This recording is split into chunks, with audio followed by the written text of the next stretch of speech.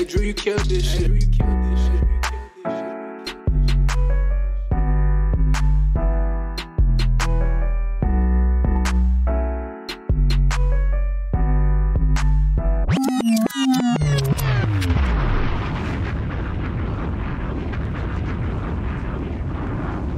What's up, everybody? We back in your ear in the Four Corners of Wrestling podcast here on YouTube, a 613 Faye production. Four Corners Wrestling. What's up, y'all? And before we get started, why don't y'all go ahead and hit that like, subscribe, and turn on those notifications so you know when that next podcast is dropping. Got my fellas back up in here with me. What's up, boys? Starting with my man Hollywood. What's happening, Brody? Man, I'm here, man. I didn't think I was gonna make it because the last show we had with the horrible Raider. That nigga can never come back on the show. I'm sorry I said the N-word too quick in the show. It's been 30 seconds of the show. I'd already said it. That's how he made me feel last week. He can't come on the show for a long time. We're about to hit the 50th episode. This is 49. So we're going to hit the 50th episode, season 3. He might not come back on until season 5. And that will be in 2023. So, well, maybe right before 2023. But oh, Lord. Did you give me some better people this week? We're going to find out, man. Lord have mercy. We're gonna find out. But I tell you what, man, our bro is back. He's back with us, ladies and gentlemen. Quabo. What's happening, Quay? I heard, bro. I heard. Oh, my Lord. What the hell? What? 4.5? What? 4.5, though? Come on, bro. Is that what is that a 3 in Flair country? Good Lord. Man, I missed y'all. Yeah, he definitely still was in Flair you country. for you not being here. He definitely still was in Flair country. He had to be. Flair country. We thought he made the transfer to Hardyville, but he went ahead and stayed in Flair country, huh? We blame you, Quavo. We blame you for not being here. I'll take that blame. I created that void. And yeah. Oh my Lord. Oh my. Oh, This is your oh my Lord. Oh my gosh. A 2? How you give an Undertaker match a 2? What the heck? Oh Lord. Oh, Lord. We had a conversation back in Gorilla. He gave Brett. I gave Brett a 3. I gave Owen a 6. And then gave the Bushwhackers a 6. Oh my. He's in the Bushwhackers. Oh man. All right. Hey, you know what? Because we had all that going on, man. Hey, Quavo wasn't here last week. I was like, man, we need to make some calls, man. And we got a special guest with us today, ladies and gentlemen, back from the BWO. My man said he had so much fun he had to show up again. I'm talking about my man Bobby Miller. What's up, Bobby? What's good, my guys? Y'all doing all right? My man came in like a 1985 promo, boy. Yeah, we good, baby. You doing all right? In honor of the pay-per-view we about to rate, I gotta yell the whole show because they yelled the whole goddamn show. Why the fuck not? This is why I told him before the show, so it's not fake. This is why this motherfucker is my man. I gotta meet up with this motherfucker, man.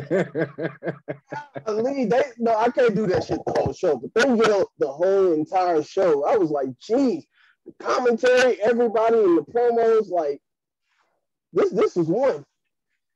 This is one to look back on. Yes, sir. Hey, no bull. I made a comment to Hollywood one day was like, and Quavo was like, yo, why Jim Ross' voice is straight hoarse after the pay-per-view? My man was yelling the whole pay-per-view, man. Golly. But let's find out if it was yelling this was before this entire pay-per-view. Yes, sir. Let's get up into it, y'all. So as Bobby pointed out, we got a yelling start to WrestleMania. What's this we was watching? WrestleMania 7. I'm about to say, that's right. Don't tell me I watched the one. I was about to mess him up, be like WrestleMania 11. I almost had me watching. That's why I had to ask y'all niggas, like, did I watch the right pay-per-view? I tell you what, once I get to the beginning, we all gonna find out. All right. So this show started off, Vince yelling at the top of his lung, "Welcome to WrestleMania," as usual, per se. Oh, Vince. You know what I'm saying? We had Willie Nelson. Did y'all have Willie Nelson singing America the Beautiful on y'all pay-per-view? I skipped it. I had you skipped it? Okay. Quavo, did you have Willie Nelson singing America Beautiful on your pay-per-view? Hell yeah, and that double loop and crown thy good with brother. You hit him with a repeat. That's right. You tell him, Willie. My bad. Look, we all on the same pay-per-view then. Yeah, so we had old high Willie Nelson out there singing America the Beautiful, getting it in. He had on a replica belt, which you can get on WWEshop.com. Cut the check. And you know he went in the back and got high, man. You know he really went in the back and twisted up one. He was smoking joints back then and the bone. But boom. We got Gorilla Monsoon, old Gorilla out there, and he said he had Hacksaw coming out, right? So I'm like, okay, I kind of like Hacksaw a little bit with the whole, but I don't know, man. This Hacksaw that came out, this wasn't my Hacksaw, man. My man came out looking like old Uncle Sam. I'm like, what in the shit biscuit? Okay. And then we had the Rockers. I'm talking about a young Shawn Michaels. We're gonna have to talk about that in a minute. Shawn Michaels and Marty Jannetty going up against Hoooooo and the Barbarian with Uncle Bobby in their corner. Let's talk about it. Starting with you, Hollywood. What you think about the start of WrestleMania 7, man? So you're gonna have to kind of lead me on this episode because I don't remember none of this shit, and I just watched it again today. He was in his Willie Nelson mode. Yeah, I don't know. I don't remember nothing that happened. Okay, so I'm lying. I do, but I don't remember the match order. Okay. So what was the first match? Hoooooo and the Barbarian. Oh yeah. Against the Rockers. Against the Rockers. Yes. Young Shawn and Shawn looked like he was shooting up. Stop it.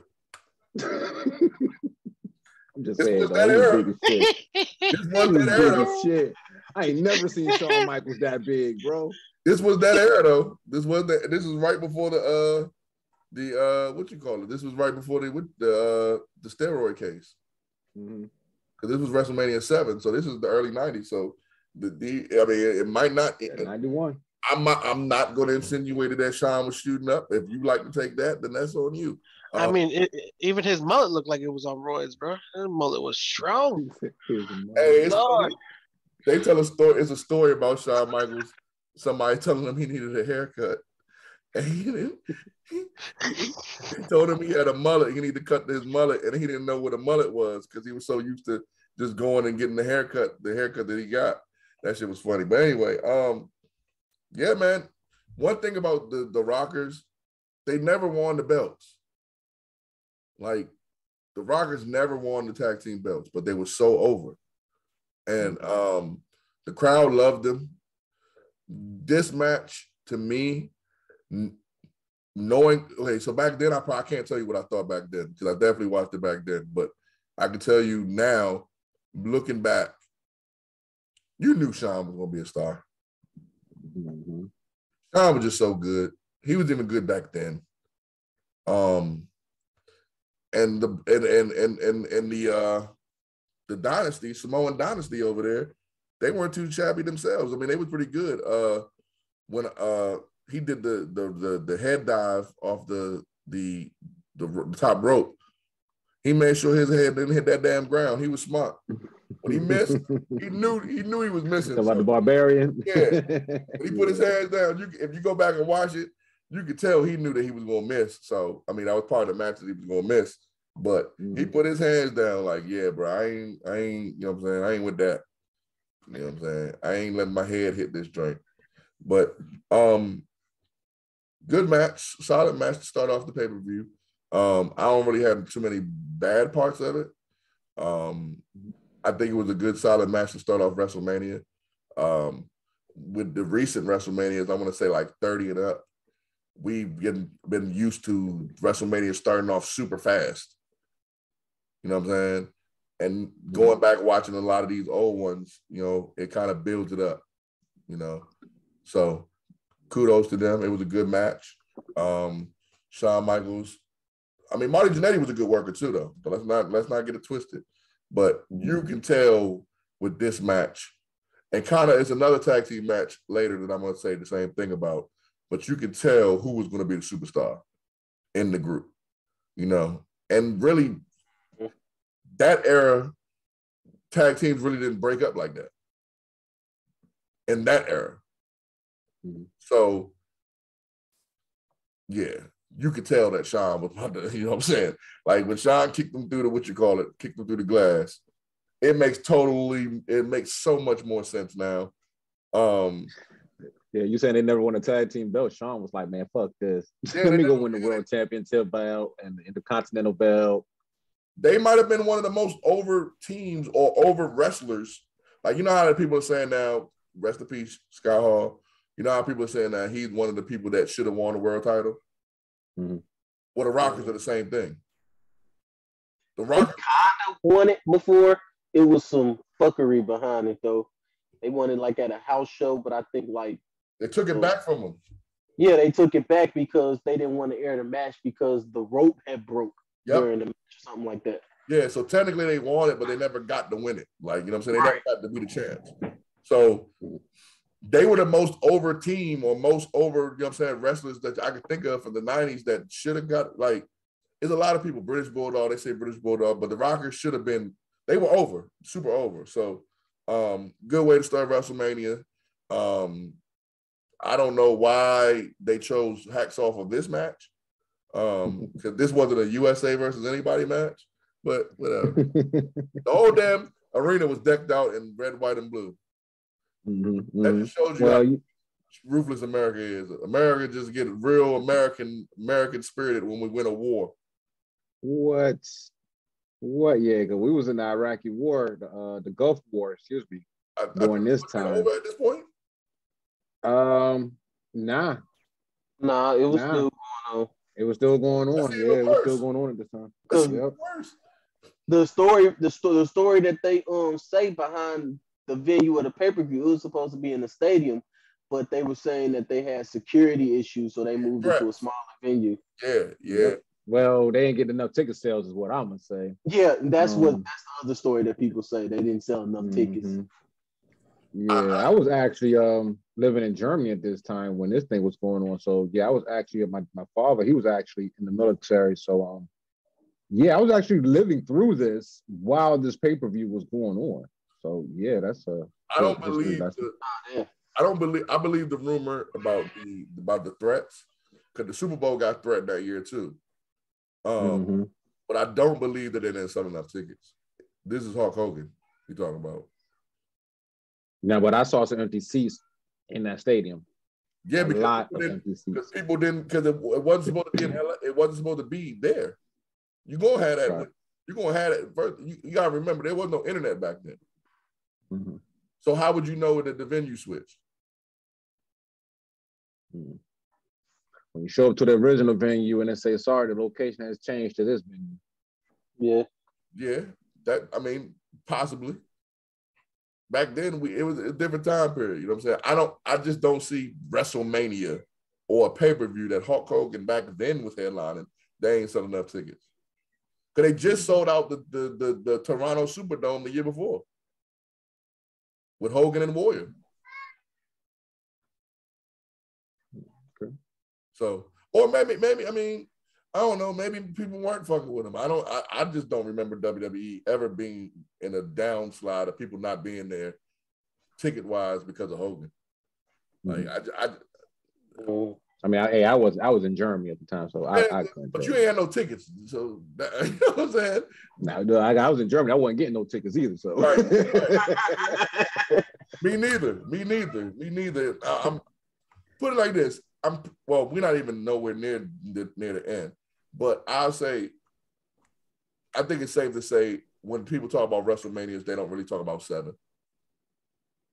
So maybe this might have been a down year, but I don't remember ever in Hulkamania when Hulkamania was running wild, them having problems selling tickets. Because remember, Vince was remember, I think we talked about this last week. Up until WrestleMania 10, Vince was paying back the money for WrestleMania 1. Yeah. So 7, I don't think he took a hit at 7 and then just kept going. Or this he might have. The man went for the top. And then he might have, because the last pay-per-view we did, they had audio trouble, so I don't think he paid enough money in the audio, so he probably was still taking hits back then. You know what I'm saying? A couple years later. They said that the new generation is when they took hits. Actually, when Hogan left.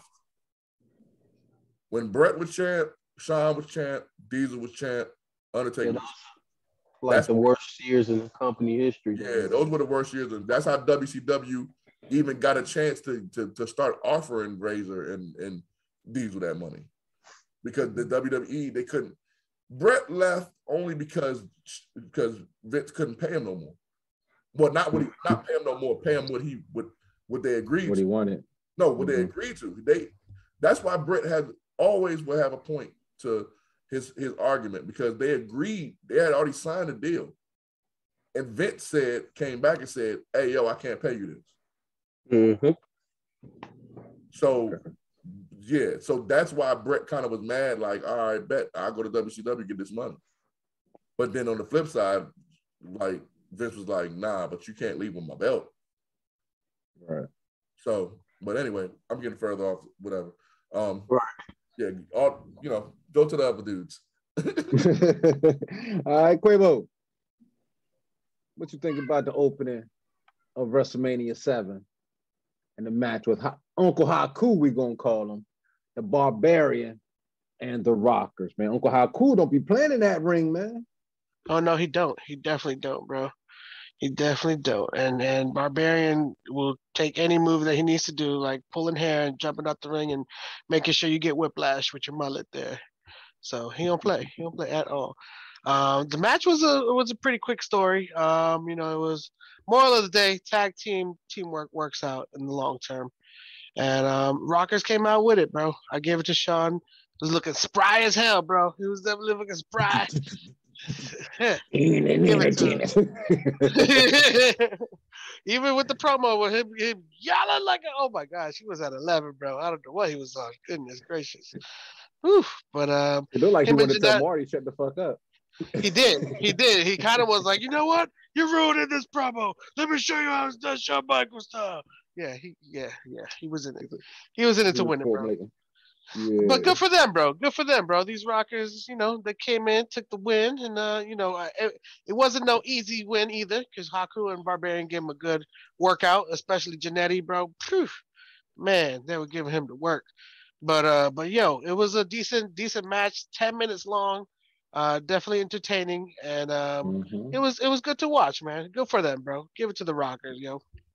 Okay, yeah, man. 10:41. This was one of the longer matches of the night, so we got a lot of short matches, man. Goodness gracious. But Bobby, what you think, man? What you think about the beginning of WrestleMania 7 and the match with Uncle Haku, the Barbarian, and the Rockers? First off, to my knowledge, I think this is the first Rockers match I ever sat down and watched. I'd never seen any of their matches. Only know of the barbershop super kick through the glass. But they were over as fuck, like Mike was saying. They were over as hell. It was a decent opener. They had some innovative spots, man. Like for that time period. Like there was a spot where the Barbarian had Jannetty on his shoulders and Sean came in with a drop kick and then made Jannetty flip over into a Frankensteiner. That was cool. It was a spot where Jannetty was on Haku's shoulders, and then the Barbarian came over and did this little jumping face buster stun gun thing while he was jumping out the ring. That shit looked cool. And then Barbarian did a power slam on Jannetty when he was coming off the ropes, like a mean ass power slam. Like all that shit was good. I also see like the Young Bucks influence with them. I can see that shit now, like outside of even the wardrobe. Like I see what the Bucks be trying to do. They just overdo the shit. But Thank you. Better than I came in expecting it was gonna be. It was a really good opening match. Okay. All right. Cool deal. So what we gonna break this thing for? The Rockers were the Young Bucks. Yeah, I see that now. Yeah, that's what they got there. Yeah. They're the whole like blueprint of the Young Bucks. Except they added, they're both Shawn Michaels. Right, neither one of them are Marty Jannetty. Yeah, they both Shawn Michaels. They're the Rockers, but they both Shawn. Well, ever since Shawn kicked Marty through that glass, nobody wants to be Marty Jannetty, bro. Like you don't ever hear nobody when you play wrestling. He was good. Okay, you know you did. Stop lying, because when y'all play wrestling, nobody out there says they want to be Marty Jannetty. Hell no. No, exactly. no one said they did. All I'm gonna say is the Young Bucks is 96 Shawn Michaels, and one is like 94 Shawn Michaels. Like they both Shawn Michaels, but they the Rockers. They're the better Rockers. And the thing is, this, you know, because Bobby said he didn't know much about the Rockers. They were more over than the Young Bucks. I can see that. They didn't have no merch or nothing like that because, like, if you was on the undercard back then, you didn't get no merch. Yeah. For real, only Hogan had merch. Right, that's and they tried to make it for Hacksaw. Hogan and Warrior, Hogan and Warrior, they started making the little foam hacksaws back then. And Brett came maybe a year later, because this is 7, so maybe like 8, Brett started selling the glasses. Because if you look at his glasses in this one, them shits is silver. And Macho, because I had one of them little Macho pillow thingies. And Macho too. But only a handful. We just named like maybe 5 or 6 wrestlers that had merch. Now everybody got merch. Everybody got merch. Had merch and catering. They do. Oh man, hey, what we gonna break this thing, fellas? Hollywood. Man, I'm gonna give it a solid 4, solid 5. But I'm gonna give it 4.5. 4.5. 4.5. All right, Quavo. Yeah, I'm with Hollywood on this one. I'll give it a solid 4, man. Good start, quick and easy. You know, pretty decent way to get it going. Okay. And Bobby. I guess I was high on this one. I gave it a 7. It was a really good match. Nah, this ain't the same thing. I can see where. Nah, that's fair. That's fair. Yeah, I can see where he's coming from because he just admitted. The difference is with him and this was his first one. I know what you're referring to, Jay Will. The difference between him and Jay Will is he admitted off jump he never seen the Rockers before. So if this is your first Rockers match seeing the Rockers really, then I can understand where you're coming from. Now, if he keeps giving 7s throughout this whole pay-per-view, then we got a different story. As a matter of fact, that better be the highest grade of the whole shit. Don't say that. Let's see what happens. Don't say that. Let's see what happens. Let's keep the mystery. Let's see what happens. Look, this is a long pay-per-view, bro. We got what, 13, 14 more matches to go. You know what I mean? Well, fuck that. So, we gotta make this a long ass fucking recording because y'all better breeze through this shit just like they breeze. I was about to say that we about to pick this thing up, Hollywood. I'm saying, let me hand this. Man, I was just about to say that we about to pick this thing up. Okay, you think you the real? We got like 13, 14 matches to get through, baby. Y'all ready? We might have a lightning round on a couple of these things. Like this next one. You like this next one. I'm talking about the Texas tornado. Look, for a couple of them, I might give you 2 for 1. I might give you a 2-fer. You know what I mean? So second match we had tonight. Well, hold up, because before we had the match, we had old Mean Gene talking to old Regis, Alex Trebek, and Donald Trump ex-wife, old Marla Maples. It was terrible. And Bobby Heenan came out. At this point, I'm happy because Bobby is out there. I ain't got to hear Hacksaw no more. I got Bobby. I got Gorilla on commentary. I'm a happy camper. You know what I'm saying? So boom, we get into the next match. We got the Texas Tornado. Y'all diehards know him as Kerry Von Erich going up against old Dino Bravo with Jimmy Hart in his corner. You know what I mean? And followed up with that match, we had the British Bulldog going up against the Warlord with my man Slick. Oh, Slick.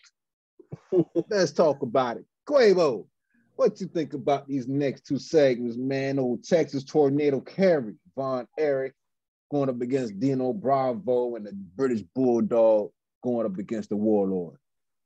Oh man, yo! Well, first of all, shout outs to Gene and Alex Trebek out there, being all crazy and hilarious. Yo, Gene, he definitely doesn't love Jeopardy. You could tell he was so lost, confused, and whatnot. But I give it to the freaking Texas Tornado, looking spry and ready, full of energy. Goodness gracious! But he Looking like wasn't Ultimate running. Warrior, little brother. That's what he was looking Right, like. exactly. He really was, bro. He really was, bro. He running to the ring like sprinting, but he wasn't doing the circles though, because Dino Bravo was the one running in circles in that ring, man. Goodness gracious, yo. I don't know how Jimmy convinced him to do it, but he did it, and he definitely did it. This was definitely entertaining to watch. Just the comedy of it all was the thing that had me laughing so much the entire time. I'm like, yo, is that Warriors, brother? Like, come on, like the hair grabs, the head, like I was like, this is so like unnecessary and yet still entertaining. Right. It's making me laugh. Right, and Like, rest in peace to both of those superstars. Rest in peace to both of those superstars. yes, But R.I.P. to yeah, both of them, I was man. like, I totally forgot. Yo, this took me back in the day. I was like, oh shit, Ultimate Warrior. No, that's Texas Tornado. Oh shit, yeah, he doing it like Warrior, brother. Mm-hmm. Warriors' little brother, bro. Warriors' little brother, bro. Oh man, and I tell you, man, these refs really just let everything slide in these matches, and we'll see it further along in the other matches. But you know, I mean, how do you not see a ref? How do you not see him grabbing the hair the wrong way, or you know, just come on now. It's just so they're so oblivious, but That's what happens when you got entertainingly Jimmy Hart so. in your corner, bro. Yeah, you got to. It's the bullhorn. I think it was the bullhorn distracting them. Just Yeah, baby, maybe. come on, baby. Come on, baby. Yeah, baby. You do it, baby. Yeah, come on, baby. Oh my gosh. But no, this match had me laughing, bro. It was quick and entertaining, and truthfully, I was just cracking up the entire time. I replayed it. I definitely replayed it just to see Dino running around in that ring again. It was 3 definitely minutes and entertaining. 11 seconds. Right, Mhm. right. Okay. All right. Bobby, what you think? Well, you gonna touch up on the British Bulldog and the Warlord right quick, Quabo? I hit you with a twofer, man. I hit you with a twofer, 2-for-1. That is true. You did hit me with the twofer. And I will say this, Slick's promo, hilarious, but I will say this, Warlord had me cracking up even more because it's like, bro, how you gonna have that Terminator half mask on there, and then you take it off when you go into the match, bro? Like, you gonna lose. You're losing all your powers. I don't know what you're doing, bro. Messing up. Plus, British Bulldog got his Bulldog with him, bro. He's looking sharp. He ain't about to lose. Oh, Winston. He ain't about to lose. Yeah, I the tell Winston you, bro. with him. I mean, if you take that Terminator mask off, that's like trying to win with the full Nelson. It's not gonna happen. Davey Boy is gonna break it, and you're gonna lose. I'm trying to tell you, it's not gonna happen. It's beautiful. I enjoyed that match too, man.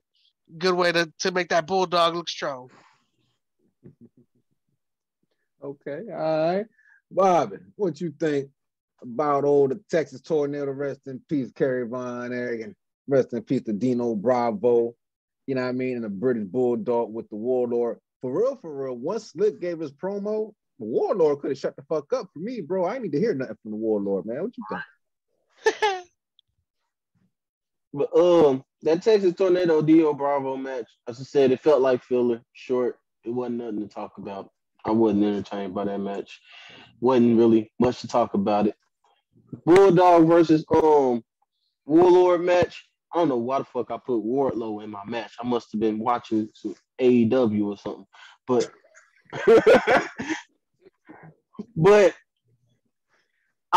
first off, my first thought in seeing that is those are some big motherfuckers. It was an average house match. At least they got in and out with it. I've seen a lot of much slower plotting big man matches. So that compared to some of the bad ones I've seen, this one was pretty cool. Also, Davey Boy is strong as fuck. The power slam and shit, that was impressive on Warlord. But that one was a cool match. The Texas Tornado one, not so much. Mm-hmm. And ironically, that was Dino Bravo's last match here. Yep. And he died, 2 years later, you know what I'm saying? Mafia, supposedly, allegedly. Yeah, that's a crazy story. That is a crazy ass story. Yeah, I really feel like Dino should have stayed with the black hair. I didn't like, because I watched this story on Beyond the Mat. With them doing him blonde and Vince wanted him to go blonde, I guess that was the thing. I think he should have stayed it black.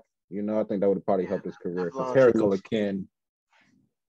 didn't look right on him. Lord have mercy. Hollywood, let's go to you, man. What you think about Texas Tornado, Dino Bravo, the British Bulldog coming out with old Winston, the warlord out there with Slick. Oh, Slick. I don't care about any of this. Slick promo was not entertaining. That shit sucked. I enjoyed it. What you on Slick, man? Listen, man, that's why black. He's our resident angry man, Bobby. That's why it took us 87 years to get a black champion. Because of Slick? You're blaming Slick because of the character not like getting a black champion? Characters like Slick and Men on a Mission. Oh, yeah. Oh, man. It blew me, dog. Come on, man. And you man. And man. And you slide turkey. It's the 90s, bro. No one talks like that. He was that old uncle that was stuck in the 70s, bro. Yeah, get his ass up out of here, man. Take it the hell. My man. Get the hell out of here, dog. Anyway, Texas Tornado and Bravo. Yeah. Okay, next. British Bulldog. The most notable thing about the both of these matches together is Bobby Heenan. Bobby Heenan hated that dog. Like shit. He hated that dog. He said, I can smell the fleas. Hey, dog, he was going on that dog, man. I don't know why he was going on that dog so hard, dog. He said he can do what? He can smell the fleas. He can smell the fleas, bro. He was going on that dog, bro. He like that ugly mutt. Oh, man. Hey, Bobby commentary. It was two things that was killing me on this match. Well, in these two segments. Two things that killed me. Bobby's commentary and the fact that you could win. Well, make that three then. That and the fact that you could win with the claw and a spinning punch. Like, that's old school wrestling right there, bro. Like, you know what else is old school wrestling? You know how everybody be throwing out there people are job guys now and shit like that? Yeah. They just say it like, again, you know, the internet wrestling community, they just say shit to sound cool. Like, back then, when the WrestleMania 7, no one knew these terms. There was a clear definition of job guys in this WrestleMania. Clear. And Dino Bravo was one of them. I don't want to hear nothing about this generation of wrestlers. And the Warlord was another. You can call Sheamus a job guy now or Ricochet a job guy. Neither one of them compared to Dino Bravo and the other dude. What's the other dude name? Warlord. Yeah, him. Lord of mercy. Who is he? Ain't nobody in WWE that's him. Everyone is on a better status than him. Oh, man. Everybody. Fucking Dewdrop is in the higher status. Hey, Dewdrop. No one is that low. WWE, when they say people that they don't make superstars, I don't know what people be talking about. They just be saying stuff because I don't get it. Because I don't remember Warlock or whatever the hell his name is. I don't remember Donnie Bravo. And I'm Dino Bravo, I remember though. You know, whatever his damn name is, nobody remembers. Dino Bravo, man. Nobody. Dino Bravo. That's kind of like where they got the name Johnny Bravo from. Like Dino Bravo supposed to be like a knockoff. You know what I'm saying? Yeah, but your ass seen fucking Flair Dusty Rhodes 81 last man standing match. so yeah, you know him. Sound like the Jim Cornette of the show. Yeah, bro. All the old school wrestling history. Shout out to Jim Cornette. You got Rey Mysterio's second mask in your fucking closet. Hey, I do consider myself the Randy Orton of the group. It's all good. All right, so what we gonna rate this thing, fellas? Quavo, starting with you, man. Give me 2 for 1, man. What you gonna rate both of these things? Both of them get 3.5, bro. Both of them get nice 3.5, bro. Both of them get 3.5. Yeah, man. All right. Bobby, what you got, baby? Texas Tornado get 2 for me. Bulldog, Warlord, I gave it 5. That match was cool. It was just average.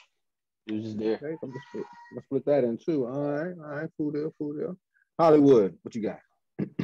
Bobby's teetering. Yeah. I'm gonna give that Texas Tornado match a 2. I didn't like that shit, and I'm gonna give the Bulldog match a 4. Okay. All right. Cool deal. So moving on. We got Macaulay Culkin. Y'all remember Home Alone? Who don't love Home Alone? We got Macaulay Culkin out there saying what's up. And now it's time. WWE Tag Team Championships on the line. The Nasty Boys going up against the Hart Foundation. Now, the Nasty Boys cut old promo as they do. But I tell you what, man, Jimmy Hart, man, get that check, baby. Out there again with his boys, the Nasty Boys. And boom, Hart Foundation come out. What we think? Bobby, starting with you, man. What you think about this match with the Nasty Boys and the Hart Foundation? All right, I'm gonna need a little bit of time for this. I got a whole spiel about the promo before the match. And not even the Nasty Boys part. They was being the Nasty Boys. The Hart Foundation promo. All right. So it starts off. We start off with Jim Neidhart, and this man says, and I quote, "Nasty Boys, you said you're going to rock the foundation. You said you're going to move the foundation. You say you're going to crack the foundation. Well, to crack the foundation, you got to be right at the bottom, and that's exactly where you are if you think you're going to take the belts off the Hart Foundation." Like, what are you talking about, bro? What are you talking about? Like, wouldn't that mean that they're right where they need to be to crack the foundation? Like, I don't get how that's like a diss towards them, the way that he worded that shit. Like, it basically foreshadowed the match. If you really think about it, the shit made no sense. He was just talking. That made freestyle the hell out of that. And then this man, Brett, first off, when he came in, when he was like, "Tell him, Brett," he was like, bottom.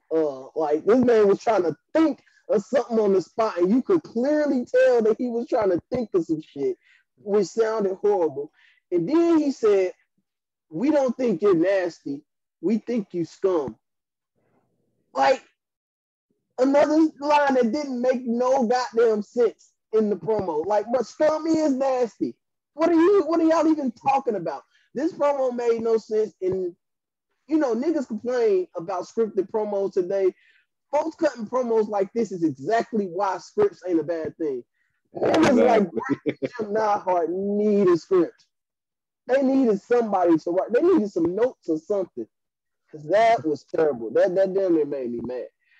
But now to the match, the first thing I noticed is literally, I wrote down that every heel up to this point had a manager. And I think every heel on the entire show had a manager. Now that I'm thinking back about it. As far as the Nasty Boys, they were ass, but Brett pretty much carried this match. It wasn't much to talk about until the last few minutes. The last few minutes, that's when it really picked up. You could tell the Hearts was over, and you could tell they was like really invested in whether or not they was gonna lose the titles and shit. The false finishes was good and well timed. I said if I was watching live back then and rooting for the Hearts, I could tell I would have been on my feet. The ending wasn't that bad. I just hate like those spots where the refs act all retarded. Like, why did he have to follow Brett all the way to the apron and shit and put that much focus on Brett? Like, referees be doing stupid shit. But at least they tried to make it make sense when he went around and grabbed Brett's leg so that he wouldn't come in and everything. So I pretty much like this match. It wasn't as good as the first match to me, the other tag match, but it was still pretty good. Okay, yep. And we had an upset. The Nasty Boys ended up winning the titles, new tag team titles, new tag team champions. Excuse me. So Hollywood, what you think, man? They had some, man. I ain't gonna lie. I know y'all be messing up my age, man, but I remember that old printer paper out there, man. I was like, damn, they don't even have that printer paper no more, man.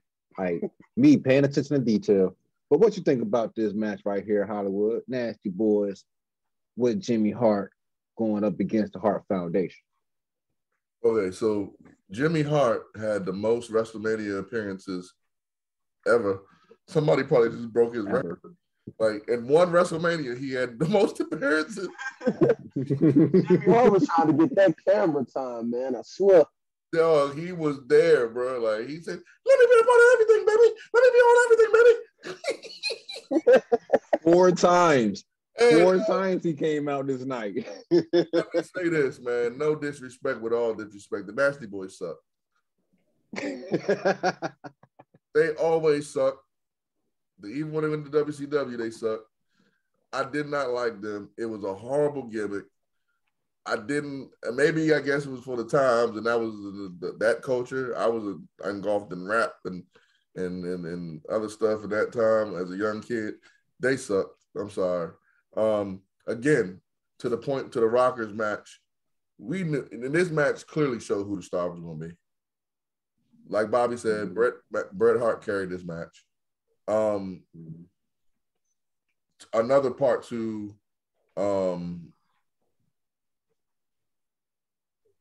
what Bobby was saying about Bret and the promos back then. You know, we all make jokes about Ultimate Warrior's promo, rest in peace. But everybody really gave promos like this back in the day. Hogan wasn't saying shit.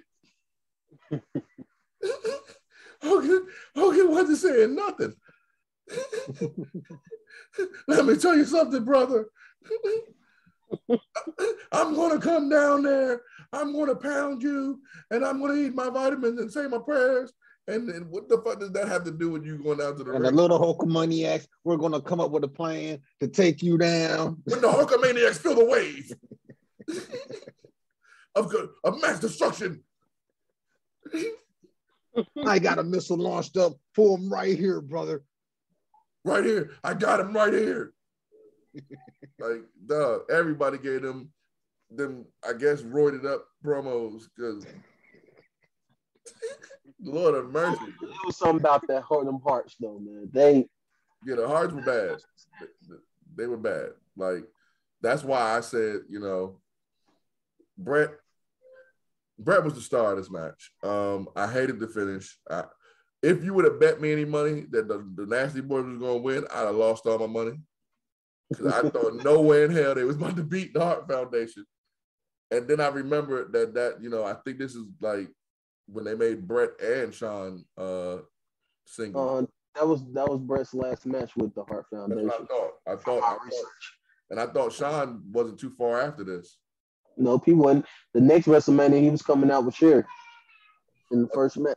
That's what I thought. I thought they both went solo runs after this. And like I said with the first match, man, this one you clearly saw the star was. I thought they was gonna win it when they hit the what's the name of their move? What's the name of the Hart Foundation move? Fuck. I think I know what movie you're talking about. I don't know the name though. Yeah, when you talking about that clothesline off the top rope that they did? No, when Neidhart picks him up and Bret comes with the clothesline. Yeah, that's their move. That's their special move. I forgot. Like the Hart Foundation. Yeah, that's what we're gonna call it. Yeah, the Hart Foundation move. That's what we're gonna call that shit. The Hart Foundation move. A heart attack. The heart attack. Yeah, boom. There we go. When they did that, I thought they won, but then I forgot Jimmy Hart, and he's such a great manager. You know what I'm saying? Like him and Bret kept you invested in the match. Nobody else. That was one of the good near falls right there. False finishes. Yeah, that's what I thought was gonna finish it because I vaguely remember them. Once I saw Sean in the Rockers, I kind of knew that this was kind of like close to the end of Sean's Rocker run. So I knew the same for Brett, and Brett just looked like a star. Like he was so much better than everybody in the ring. It was a solid match though. It was a solid match.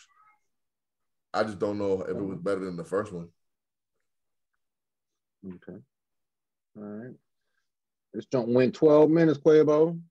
What you think, man? Talk to me. It definitely did go 12 minutes. The Nasty Boys have a quirky way of entertaining people. And I will say this, more power to Brett. He definitely put in the work in this match, made it entertaining all the way through. He definitely kept the pace and even kept it long enough for Jim Neidhart to come in there and to entertain us and maintain that pace. I like the part where Jim Neidhart was chasing Jimmy Hart across the ring. That to me was entertaining as hell. It's just like those little back and forth things that you get from Jimmy being the manager makes it, laughable and comical at the same time. You still got the components of wrestling. But yeah, man, I enjoyed the way that they won, because the way that they won was the reason that made this match very entertaining. It could have been one of those clean finishes, but having the bullhorn tossed in made the Nasty Boys look like the heels that they were meant to be in this match. And give that to them, because a win's a win, bro. A win's a win. So I enjoyed it. I like this match. Yeah, they knew how to back then. Say it again, Bob. Said they knew how to garner heat back then. They knew they knew how to get their heels heat, and it worked. Right. Especially when you got somebody like Jimmy Hart in your corner, man. Come on, man. Like, guy's a genius. That's why you got to appreciate Paul Heyman. Exactly. Very true. Very true. Because if you look at like what Bobby pointed out, every match every heel had a manager. There's only one Paul Heyman now. I think. Well, this has nothing to do with this show, but I think if they would have gave Leo Rush, maybe it might have been Leo's problem because he can't seem to stay nowhere. But that boy get let go. But he get let go like shit. They don't never renew his contract no matter where he go. Kind of a hothead. Yeah, maybe that's his gimmick. Ain't no gimmick. If you keep losing money, the gimmick's going to make you money. You keep losing that. Right.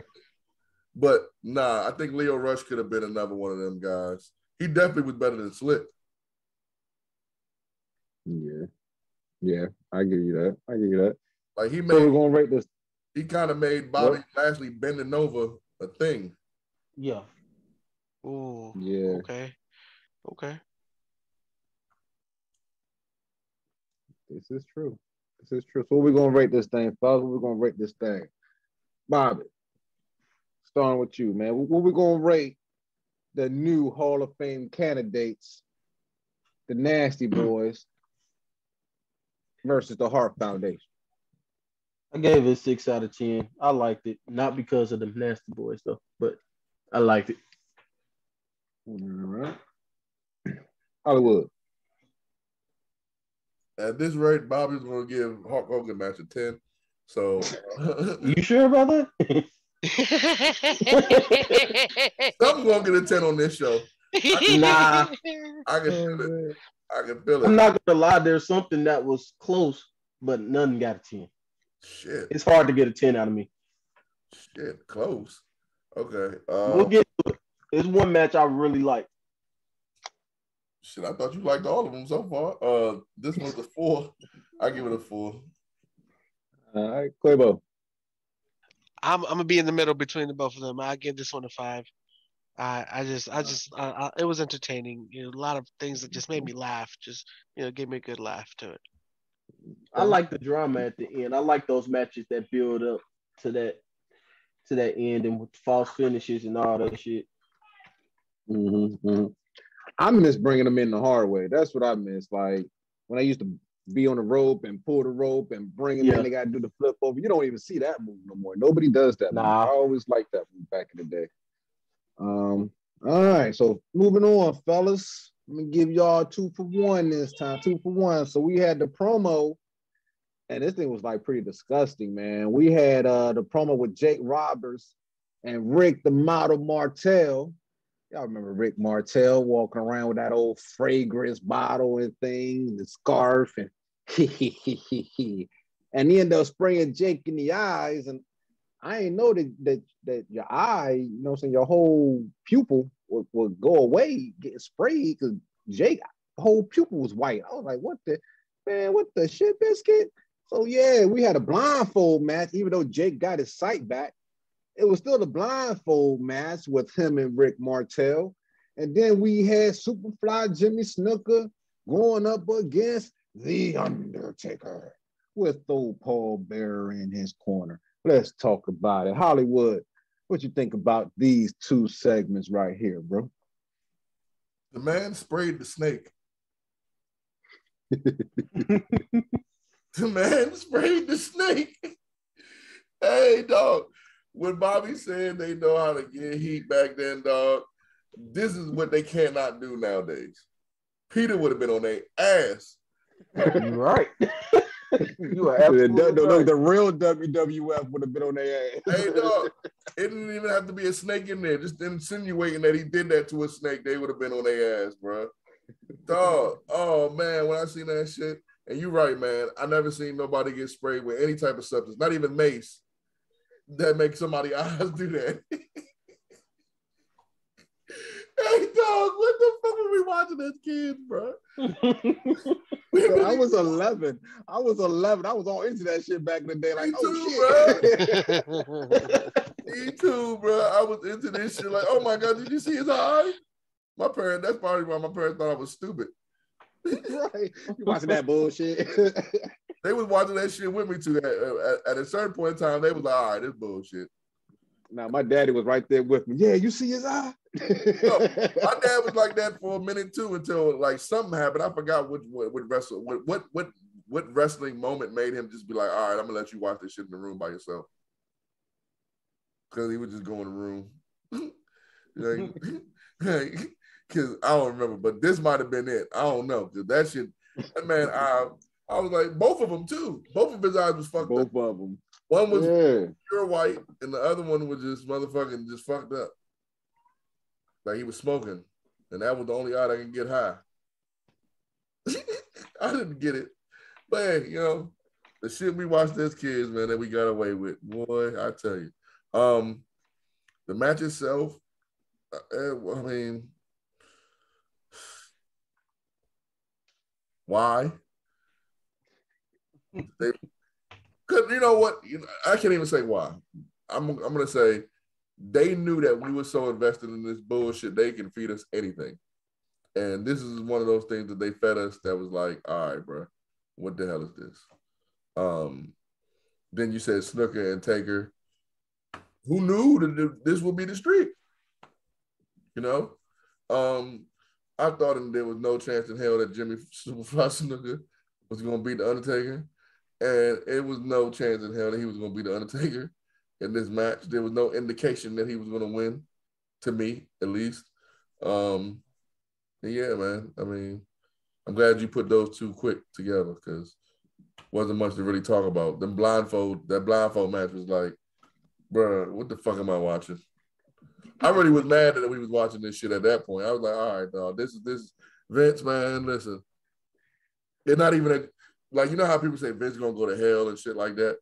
It ain't even gonna go to hell because of the content. It's the shit that he got away with. Like, this is the shit you get away with, Vince. Like, how? Like, you know what I'm saying? Like, how did you have us invested so hard in this shit that we watched this? That match was stupid. Like, when they was in the beginning, they was acting like they couldn't see. And I'm like, bro, we know it's fake, dog. Oh, man. You done told us Vince is fake. But yeah. Just really living into the character. Lord have mercy. I knew Superfly was going to win when I see him with shoes on. I was like, oh yeah, he about to lose. I wish Vince was on commentary. I didn't even think that. I swear I wish Vince was on commentary. Vince would have been like, what a blind maneuver! Look at this. Oh, they can't. remember, folks, they both can't see anything.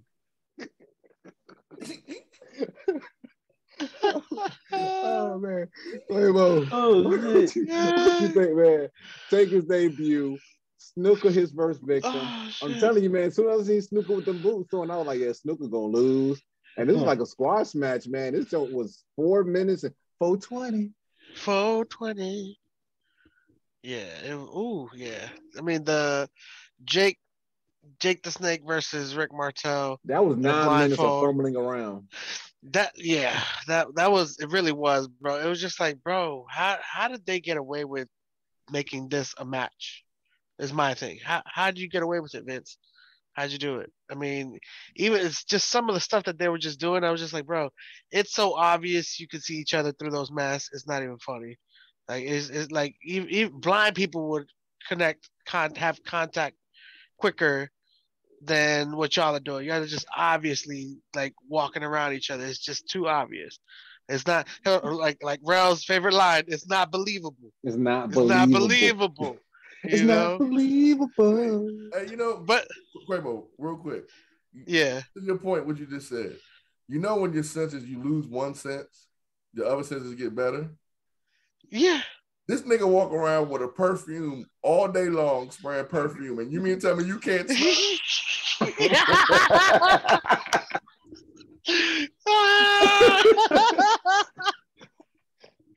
Yeah, I'm telling you, bro. Oh my gosh, you can just sniff him from far away, bro. Oh my lord. Whew, that's a good one. That's a really good one, Hollywood. I give you that one. Didn't he spray that shit before they started fighting? He did. And this nigga blind, he don't even know where the fuck out of here. Yo, but I think my favorite part was the theatrics. Like they even had theatrics in there, like with the chair shot against the steel post. And like there's just things that are just like, really, come on now. Like I thought that was things smart, that you Martel sell. getting the chair. It was. I think it was, but you fall out the ring with the chair. I don't know, bro. Not that genius. But still, I mean, it makes you entertained, and it's what they do. They do it for the people.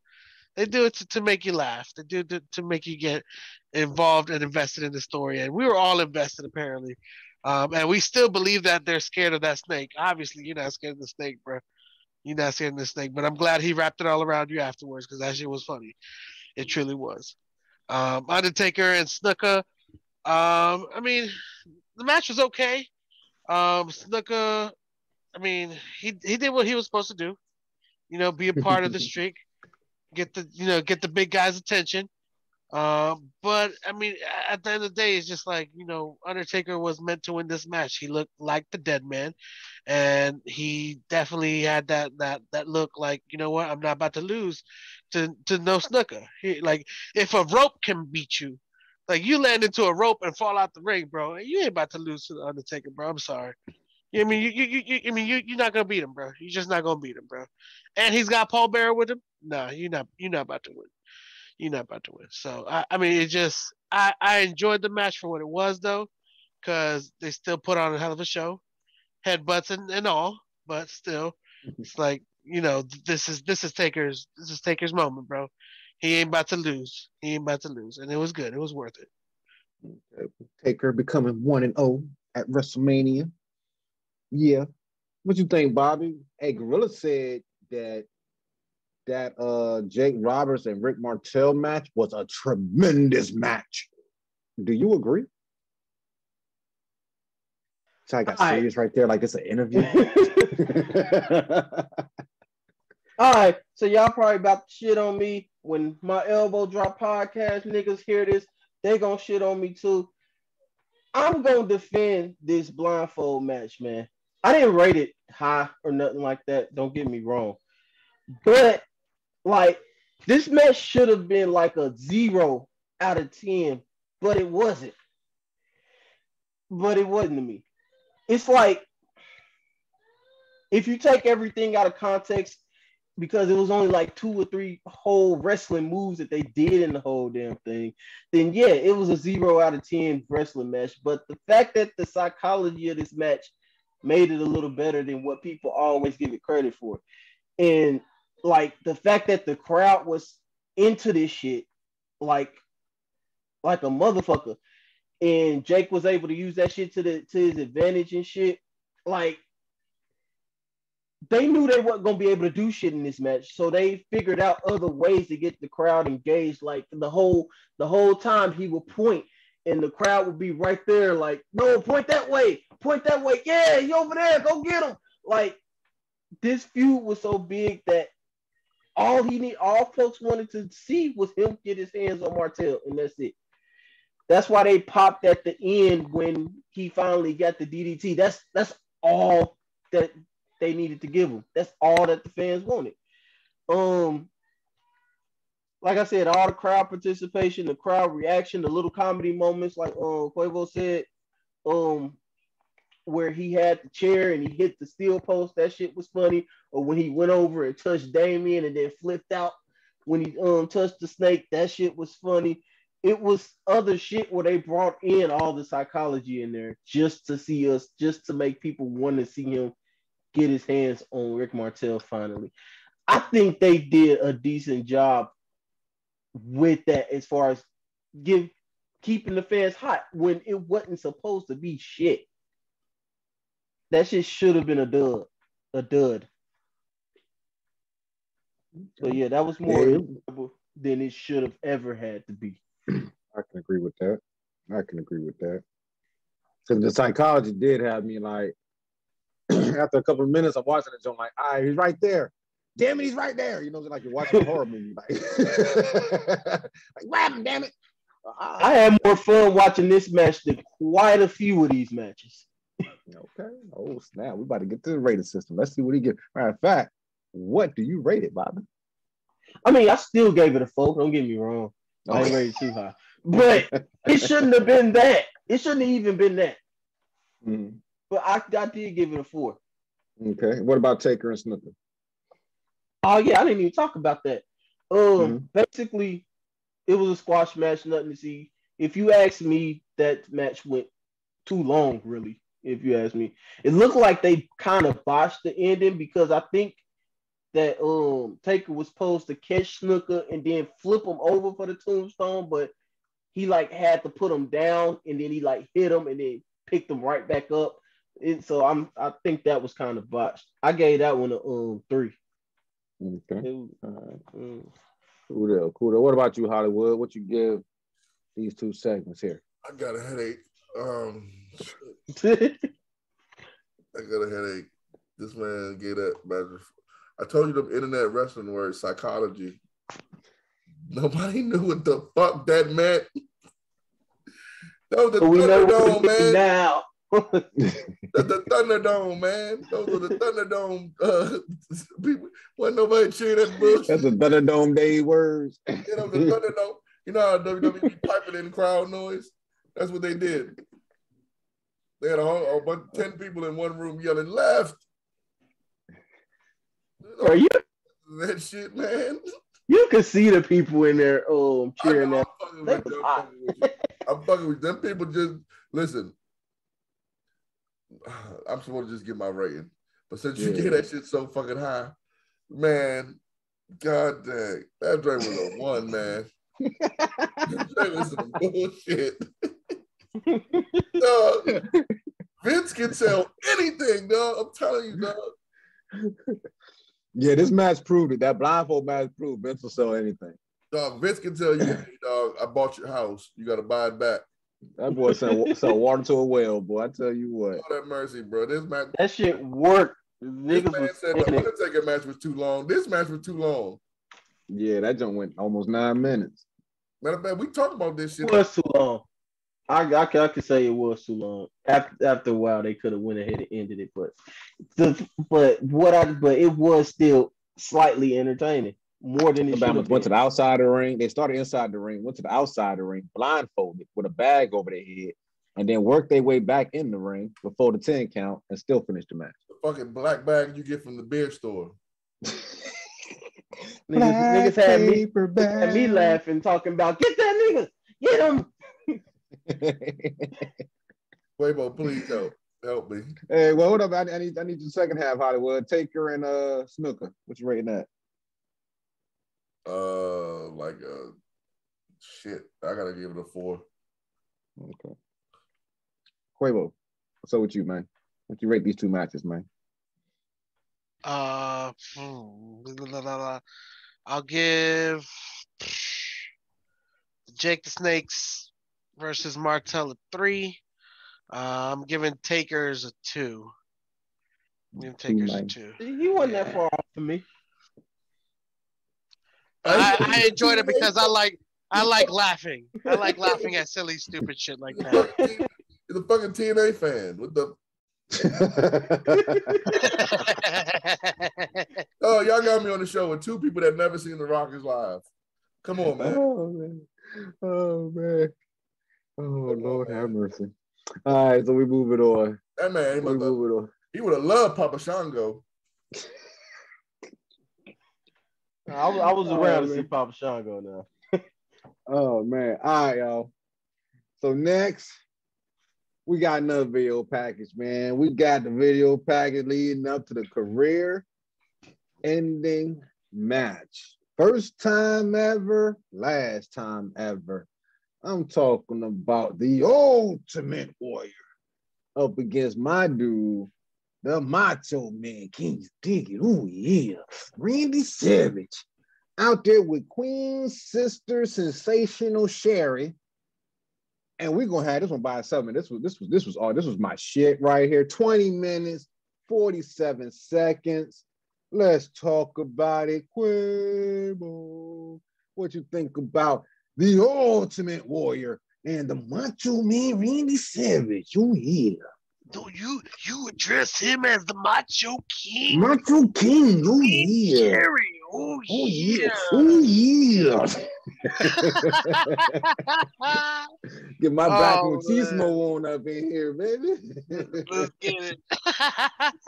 Yo, hey, but as far as entrances go, Macho King, that entrance was dope, bro. I'm just saying, bro. That entrance was dope.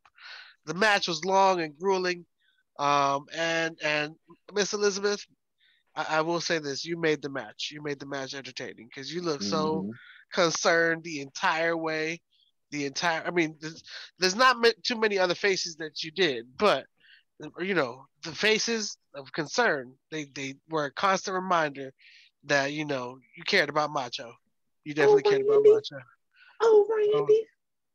I still love you, Randy. Yeah. And I will say this though, Warrior had me laughing like crazy in this one. Because the beatdown was nice, but every time he would keep looking up, like waiting for the higher powers to give him the answer, like, this is your time to win. This is your time to win. But he must have been sharing that potato Wi-Fi with Bobby because he kept looking up and never got a sign until the very end. So it was just like, it was good to see it. It was still fun. Warrior got a sign. He didn't acknowledge it when Sister Sherry was in front of his ass, like she was trying to give him some throat babies. Right. That was the sign. He just didn't pay attention to it. Oh my gosh. Yo, hey, I will say this though. This match was out of all the matches, this was definitely more entertaining. And a lot of fun to watch the entire way through. I played it twice because it was just that good, man. It was just that good. Definitely entertaining. And I'm gonna leave a little bit for Bob because I know he's definitely gonna talk about it. I can feel it. I sense it.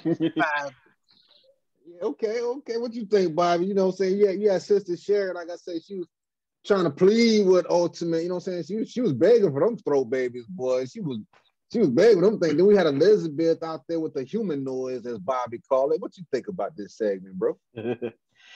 The first thing that I said was this is undoubtedly, by far, without question, non-debatably the greatest match the Ultimate Warrior ever wrestled.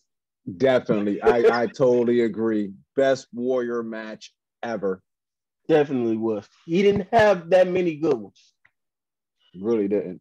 And you knew it was going to be a good match because this man didn't even run to the ring. Like they even said in commentary that man didn't run to the ring. Hey, I was about to point that out. Bobby Dan Show said that look, Texas Tornado ran for him, so he was like, "Damn, I can't have my son running out. Then I run. I got to be cool since I'm Papa Warrior. That's Baby Warrior." I was gonna say it before you beat me to the punch. That nigga Randy wasn't going. He said, Randy Savage, he planned all his matches out like real particularly, and I guess he was like, "Man, you ain't finna get blown up before this match. We finna wrestle, motherfucker." But the action was there. All the finishes. It was quite a few times where you thought this match was gonna end. They kicked out of a whole bunch of big moves. It was all there. And the storytelling was A1. Right when you thought the finish was coming, bam, they gave us more. The only thing I didn't like about this was the fact that Randy hit like 5 or 6 of the elbows, and just for Warrior to kick right back out of it. Mm-hmm. That was overkill. He could have did like 1, maybe 2. I thought that was a little overkill. I say 3. I say give him 3. Not 5 was overkill. 5, 6 was overkill. Yeah, just for him to kick out. Yeah. I think he could have stopped at 3. And I didn't like the ending. Either with the shoulder blocks, and then he just kind of went over there and nonchalantly pinned him. Like after those shoulder blocks, he could have at least gave him another Warrior splash. I'm glad you said that. And then that would have been better. Otherwise, I liked it. I really liked it. And then, of course, after the match was one of the greatest moments in wrestling history. The ultimate WrestleMania moment. Right. This is definitely the best match on this show. Not even close. Okay. He done gave it away, y'all, halfway through the show.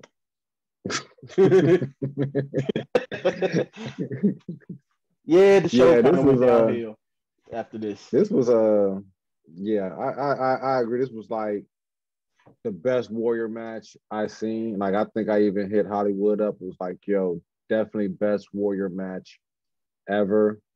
The emotion was there, the storytelling was there, the wrestling was there. The only thing I didn't like was they kept like restarting. You know what I mean? It was like something would happen and then something else would happen. And it was like, okay, we're back to square one.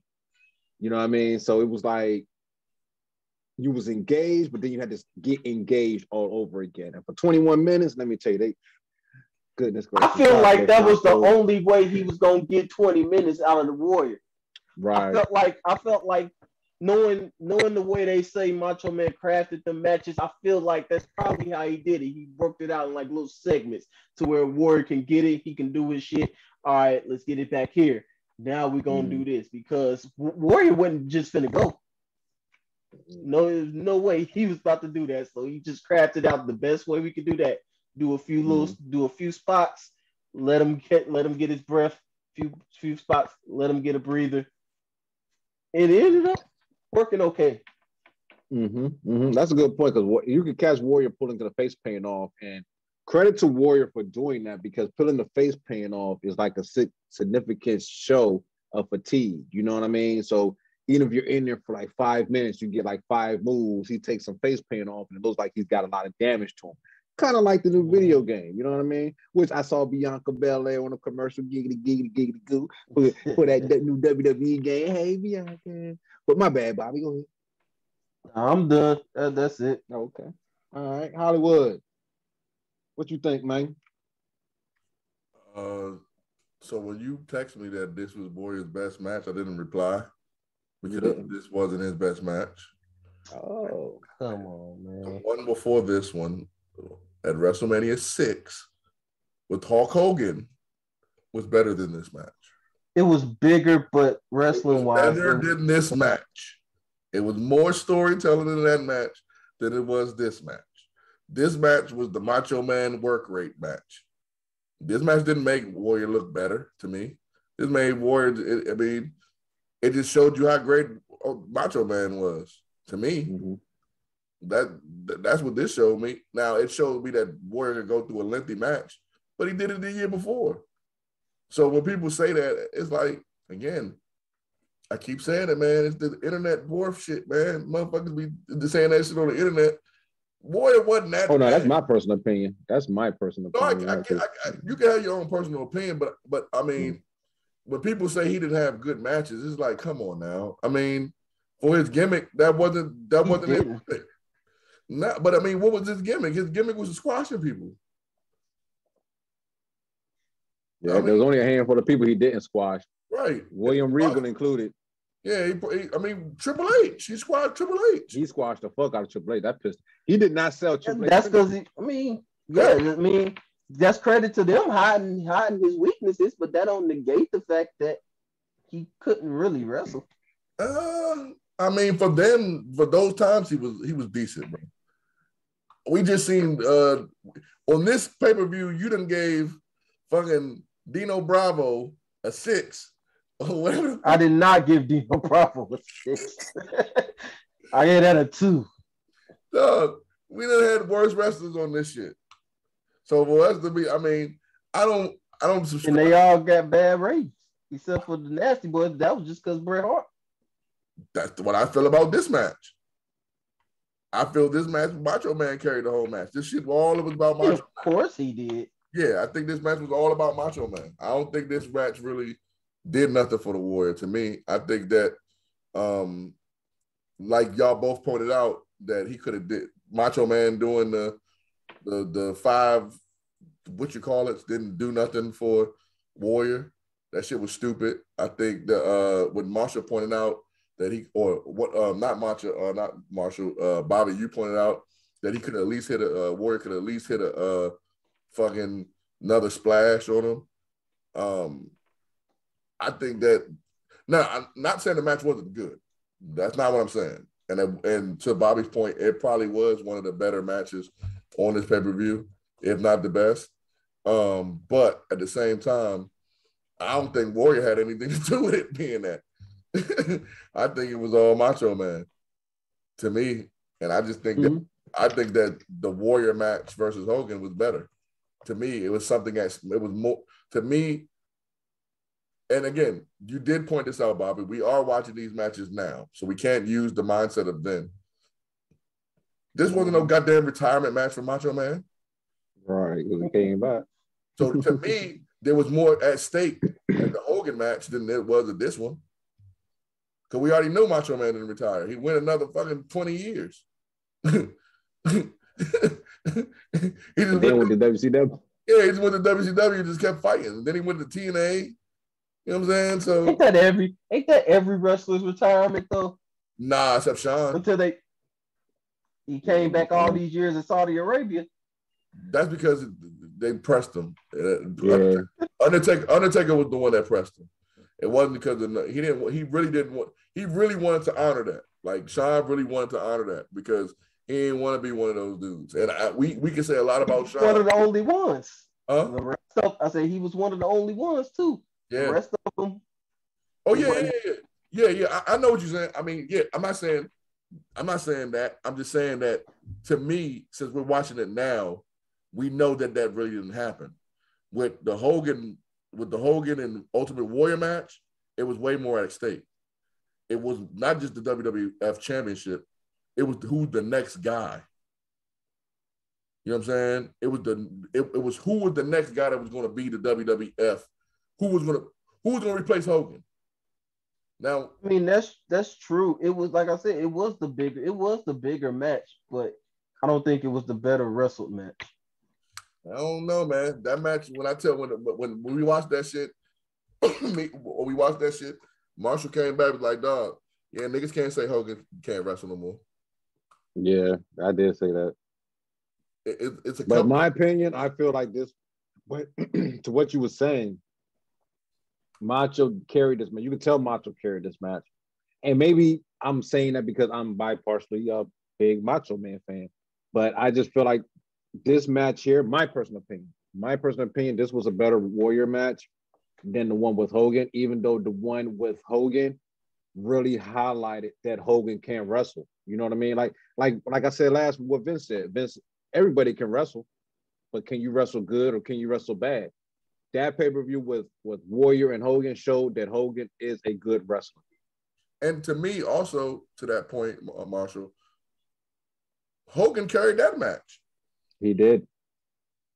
He did. He carried that match. I just think that he made Warrior look stronger. That dumb shit with the 5 elbows and 6 or how many elbows he did, that shit didn't make Warrior look strong. That shit made him look stupid. Like everything else this man done did to you, and you just keep kicking up off these damn elbows. Like, come on, bro, that shit's stupid. Whoever put that shit in the match was dumb. I wasn't feeling the shoulder tackles, and I was not feeling that pin. Yeah. I was not feeling how he straight disrespected my man Macho. Like, rest in peace, Warrior. But I wanted to jump through that TV screen and kick you in the face, man. You don't be putting your boot on my man. And chest, it was kind of to the corners, and then come back and put your boot back on his chest. Go put your jacket on, and come back and put your boot back on his man. That's another thing. It was anticlimactic too. The ending was because it was like he forgot what the ending was, and then he just kind of went over there. That's exactly what happened. Yeah, and that's I didn't like the finish. That's another thing to finish with the Hogan shit. Hogan hit him with the leg drop. Warrior kick out. Hogan tried to hit him with another leg drop. He missed. Warrior hit him with a splash, reverse it, and then he wins. That finish was way better than this one to me. Yeah, the finish was better. Because he hit him with like 5-6 shoulder blocks, knocking Macho out the ring, and then hit him with the overhead press and then the backsplash. And then the matter of fact, did he hit him with the backsplash? No. He put his boot on his chest? No, I don't think he hit him with the. Yeah, he just did some move and then put his foot on his chest. I was like, the ultimate disrespect, yo. Yeah, I don't think he did the splash. That's why I think. Yeah, he didn't. That's what I was saying. I said it would have been better had he just hit another one. Yeah. I tell you what, if I didn't want to clean my carpet up and mess my TV up, I would have threw my drink in my TV, man. But I ain't about to do all that. The whole point of this match was to get to the Elizabeth and Macho Man. That's right. And that's why I said that's the reason why I said I like the Hogan match better, because the only thing that they were trying to get to was that point. They didn't need this match to get to that. She's so damn goddamn, like Jose said, her damn facial expressions are so damn dull. We need a whole match of her fucking facial expressions just looking like a goddamn a mime. Just sitting there. Come on, bro. Stop it, man. She's out there with the humanoids. What you expect her to look like? She's out there with the humanoids, man. What's she supposed to look like? Just sitting there all bland looking and shit. The fuck? She's looking like a humanoid. Stop with the lid disrespect, man. No disrespect. Rest in peace, Miss Elizabeth, but she was looking like a humanoid. Like, I don't know how she ever got over, bro. She was the worst actress. You know why she got over. You know why she got over. It was way more badder women than her in wrestling. There were, but come on now. Sherry take all that makeup off. Sherry's bad. That's true. That's true. I love Sherry now. So the way that she was bending over there, yo, Sherry was giving moonshots all night. Oh, y'all gonna quiet on me now. Let's go to the ratings. Let's go to the ratings. Let's go to the ratings on this match. They got quiet when I mentioned the moonshot. You know what I'm saying? Y'all saw them giggity out there. I was like for 3 minutes, Sherry just like she was in the ring 3 minutes, and the camera didn't move. It was like yes. I saw the match with you. I saw it. I was watching. You little damn. The home camera was like perfect shot. What we gonna rate this thing? Quavo, what we gonna rate this thing, man? Oh, thank God you came to me first, man. Oh, thank God you came to me first.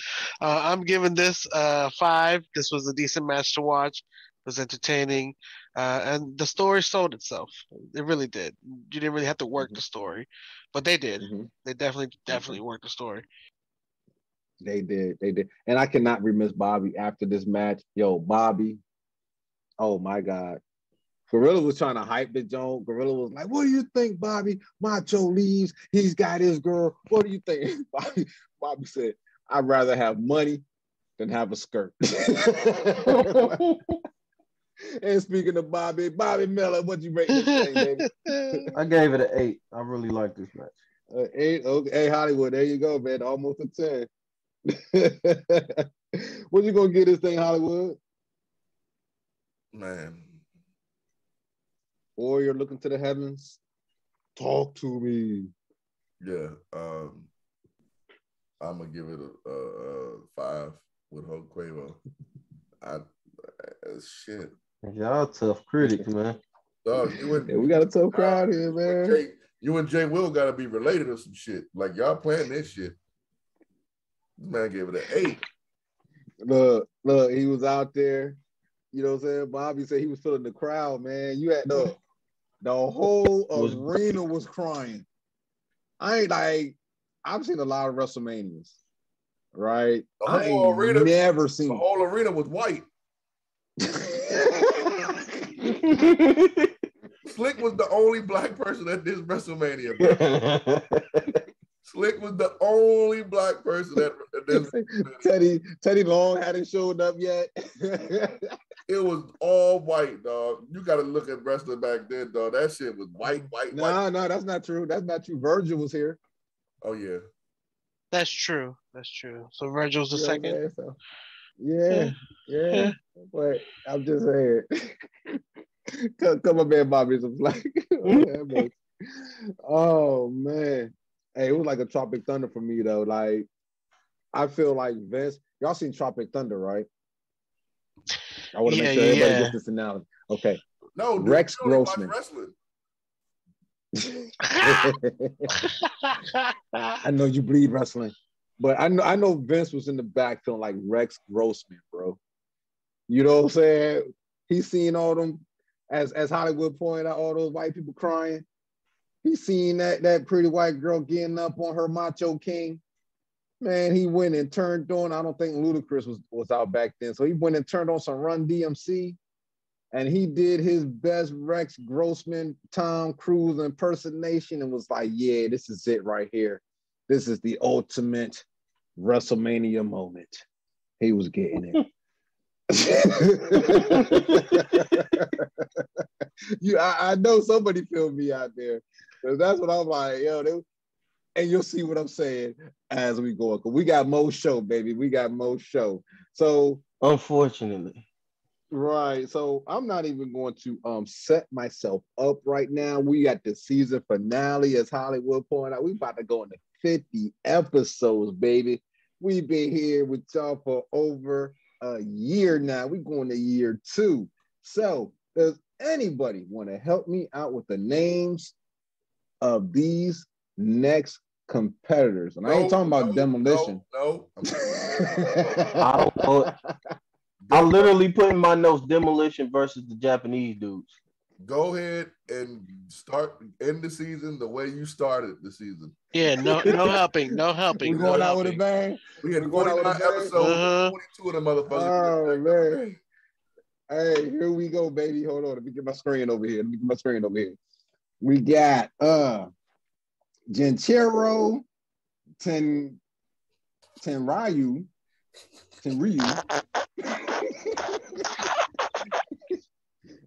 And we got Koji Katao. Okay, I'm pretty sure I got that right. I'm pretty sure I got Koji Katao right. Let me put the disclaimer out there before you keep going. We are not laughing at the name. We are laughing at him saying the names. Please know what But y'all see that nobody want to help me with this shit either, right? You guys have American names too, so don't. We got no American name. This is Japanese, bro. Like this man straight both of them Japanese. Look, I am American. I was born in Massachusetts, which is probably like the most Americanist place that you could be born in this country. Yeah, but you're fucking Tegan Knox. Listen. Why you bringing up old shit? Bringing up old shit? You're like, we're not even reviewing new school. You bringing up old shit. Hey, Quabo, you know what I'm saying? Quabo. I'm talking about the Japanese dudes. Quabo, he'll be like Demolition. Tijin Coke. Hey, hey, for real, I feel like Mr. Fuji should have been these guys' managers instead of Demolition. But hey, that's just me. See. Oh shit! Bobby, hold up, because I'm gonna give y'all 2 for 1 with this one. We just did the 20-minute match, so we got a 2 for 1. This match right here was 444. Love those numbers.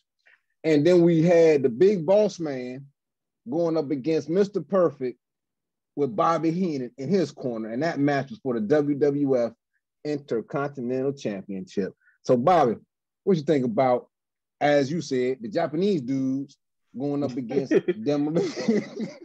All right. Demolition and So Big Boss Man. The first thing I noticed was that whichever Japanese dude with the pants on, dude was terrible as fuck at selling. Like, he was selling the moves like I don't really feel like selling for these niggas, which is plausible because from what I hear, a lot of Japanese wrestlers did stuff like that when they came over to America. They were like assholes to work with sometimes, depending on who it was. But the match was terrible, and the wrong team clearly won because, like, who were these Japanese dudes? And then the Big Boss. By the time we got to the Big Boss Man and Mr. Perfect, I was low key tired of the pay-per-view by then. It was too many matches on here. 3.5 hours, man. This thing was 3.5 hours long. I was low key tired by then. It was an okay wrestle match with a whack finish. That's about all I got out of that match by the time I got there. That's it. Okay. I got you, bro. I got you. What you think, Hollywood? Man, we had a couple of promos cut. Big Boss Man, Regis talking to Taker. Like, that was probably the most entertaining thing to me was Taker taking Regis measurements. What you think, man? Who knew that Jay-Z would get 444 from WrestleMania? My man. He stole it from WrestleMania. Vince McMahon, I'm trying to tell you, man. Vince for president, man. If Trump could be the president, Vince could be the president. Oh, right. Twice. That'd be the most entertaining presidential. What? We wouldn't even go to war with countries. We would just talk shit to them. Drop promos on countries. Drop promos, I'm gonna say that. I'm gonna have my chief of staff drop a promo on China ass, man. Fuck that. Word. I'm gonna have my Secretary of State go drop a promo on Russia. Bet. So the Road Warriors versus Demolition against the Demolition. This is the Axe. This is the Smasher. Their Demolition. Their outfits were horrible. Horrible, bro. It was like they looked like they was in what's that shit called? Goth porn. Oh my gosh.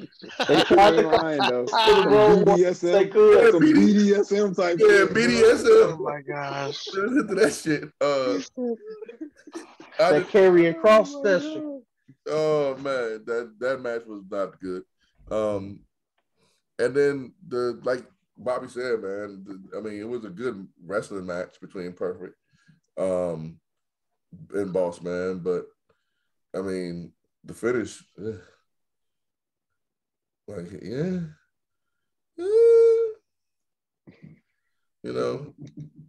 you expect better from a Bobby Heenan, something that Bobby Heenan was involved in, and Mr. Perfect for real.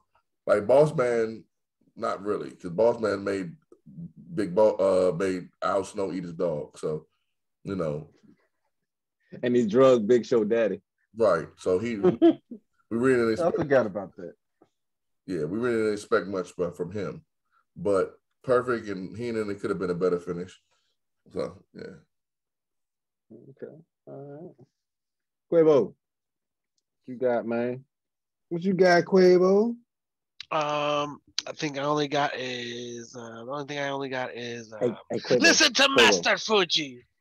Hey, Quavo, before you get started. Hey, What'd you think about Regis when he was trying to interview the Japanese dudes, man? Like, Oh, that had me laughing, dude. That had me bro, laughing. my man said Toy. He was talking, they didn't know what the hell he was talking about. Then he said Toyota. They was like, oh yeah. That's why they don't like. That's why they don't like wrestling American. That's why they don't like fucking wrestling in America. Yep. That's exactly why. They always make it right fun there. of them. Perfect example. Oh man. Every time they fucking yeah. wrestle in America, they always make it fun of them. Like when they do cut off, that's wee. Like what the fuck? Like all Asians just go around cutting off dicks. What the fuck? Right. Bobby said, that's a huge fortune cookie. He took what my man said about Taker, talking about that's a huge ham hock, and straight flipped that shit. Talking about that's a huge fortune cookie. I'm like, yeah. Oh yeah. Rest in peace, Bobby. If you were still here, you'd be getting canceled like shit, bro. Yeah, Definitely. with freaking quickness. But yeah, no, I mean the match was decent for what it was. Demolition, crush and smash. We listened to Master Fuji, and all the good that did for you. Oh yeah, oh my lord, goodness. But yeah, no, the match was pretty decent. It was all right. It wasn't nothing to like be wowed about. But it was a decent tag match, and shout outs to Katao and Tenryu for getting that win, man. Y'all deserve it. It was a good way. Mm-hmm. Don't let them talk. Don't let them tell you and try to argue with Toyota no more. Never again. Don't do that. Let's see. Oh, yeah, I'm gonna give the rest to Bobby. Bobby, what'd you think? Man, that's my job, man. Let me taking my job. Let me do my thing. I enjoy doing my thing. Okay. Back to you, Regis. Back to you. Fuck you, Trebek. So yeah, Bobby. Hey, we got somebody else on commentator, and you know that macho thing was like really big, and they still talking about that shit during this time. You know what I'm saying? Like we got a whole nother match going on, and they talking about Macho Man. I mean, they were still in freeze frame. They were still unfolding that freeze frame the entire way. Do you blame them? Oh man. Ultimate WrestleMania moment. What you got for me, Bobby? As far as the ratings, your thoughts, man. Oh, you already went to me. Oh, okay. So let me get the ratings. Having so much fun, man. Jose was right. That demolition match was a 1, and the Boss Man match was a 3. Okay, Hollywood. I'm gonna agree with Bobby, but I also want to point out that Quavo was right when he was trying to go to Bobby, and you try to ignore Bobby, but Quavo was right. I got Quavo. I got your back, Quavo. Thank you, bro. I just didn't want to talk about the Boss Man match, to be honest with you. It was just too long-winded for me personally, but I just don't like Boss Man matches, so it is what it is. Oh, okay. All right. So what you gonna rate this thing then, Quay? Yeah, for the Tenryu and Katao match, I give it a 2, and the Boss Man match would probably get a 2 as well. Okay. All right. So next, man, I'm about to hit y'all with a 3-for-1. This one, I'm about to hit y'all with a trifecta because we got the next match that was 3 minutes, 14 seconds. The match after that was under a minute. And then we had Virgil versus Dibiase. So check this out. This is what we're going to do. I'm going to do a mashup, right? Because we had a couple of guests in the house. Yes, we did. Remember, this 1991, man. We got the superstars out there, man. I'm talking about the Fonz. All my old heads out there, y'all remember the Fonz. Hey, we had the original Hulk. I'm talking about old Lou Ferrigno, man. I used to watch the Hulk back in the day. I don't care what you think about me. We had, and I don't know how y'all felt about this dude, man. You know what I'm saying? We had the former prez out there, O'Donnell. His ex-wife was out there, so he was trying to be out there, keep an eye on her. You know how he get down all possessive and shit. And then we had the man. There's so many stories about this man. This man's a legend. We had the legend. The man, I'm talking about a snake bit this man, and 10 days later, the snake died. I'm talking about Chuck Norris, man. Chuck Norris was out at the crowd. That's right. Greg the Hammer Valentine, man. Bobby terrible. Bobby talking about how can he talk like that and he got crackers in his mouth and that's just how the man talk. I'm mad at you, Bobby. Goodness gracious. But next we had LOD going up against Power and Glory. We're talking about Paul, Roma, and Hercules. And before them, we had Earthquake with Jimmy Hart. Told you Jimmy Hart was getting them paychecks, baby. Going up against Greg the Hammer Valentine. And then after that quick-ass match with LOD and Power and Glory, we had old Virgil. Now, I'm not about to give Virgil. Now, you listening to this, Virgil, we're not giving you $40 for mentioning your name, bro, so just hang that shit up. You know what I mean? Because you was going up against your old dude, Ted DiBiase, and Roddy Piper was in your corner. So let's talk about it, fellas. Hollywood, start us off, man. What you think about the trifecta? LOD, Power and Glory, Earthquake, Greg the Hammer Valentine, Virgil going to go against Ted DiBiase. Nothing. I can think nothing about this bullshit. First of all that Bond shit that you talked about, I didn't know who the hell that dude was. And I'm not as Happy old. Days. I'm not as old as you, but I'm old. And hey, you remember the Water Boy? who? The Water Boy, Adam Sandler. The Water Boy. Yes. Why you just didn't say Adam? That's the coach. Huh? Well, the Water Boy hadn't came out back then. Everybody knew him as the Fonz. But yeah, you young whippersnapper. He's from the Water Boy. That's the coach. Why you just didn't say that? Whippersnapper. Because we're in 1991, man. So what? You could have just said the dude that, yeah, but we're in 2022. Yeah, but the show happened in 91. So He's what? more known as the Fonz, though, man. I don't know. That's what he was known as back then. I don't know no goddamn Fonz. Yeah, kicking the jukebox, making it work again. Happy Days. Hey. Yeah, that's right. Y'all young. Y'all some young cats. Y'all know about Happy Days. Y'all know about Ron Howard. I forgot. Lord have mercy. I still got breast milk on your breath.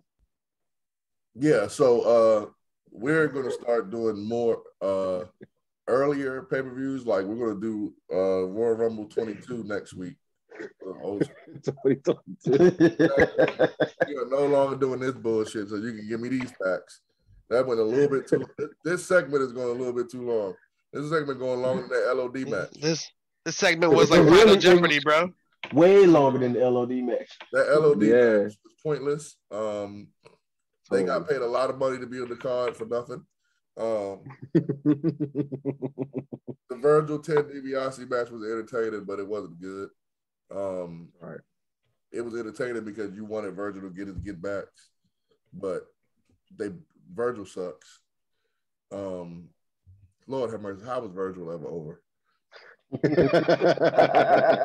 Because he was a black man getting picked on by a white dude.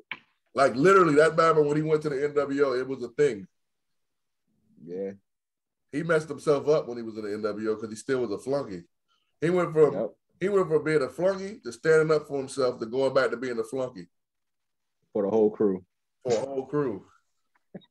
He was a flunky for one man. Then he became a flunky for 20 men. No, he was in the NWO, so he was a badass flunky. But a flunky nonetheless. Right, a flunky nonetheless. But yeah, I mean, it wasn't really much to talk about. That LOD match was pretty quick. And like I said, the Virgil match, it was entertaining because we all, of course, wanted Virgil to get his get backs. But other than that, I mean, no one cared.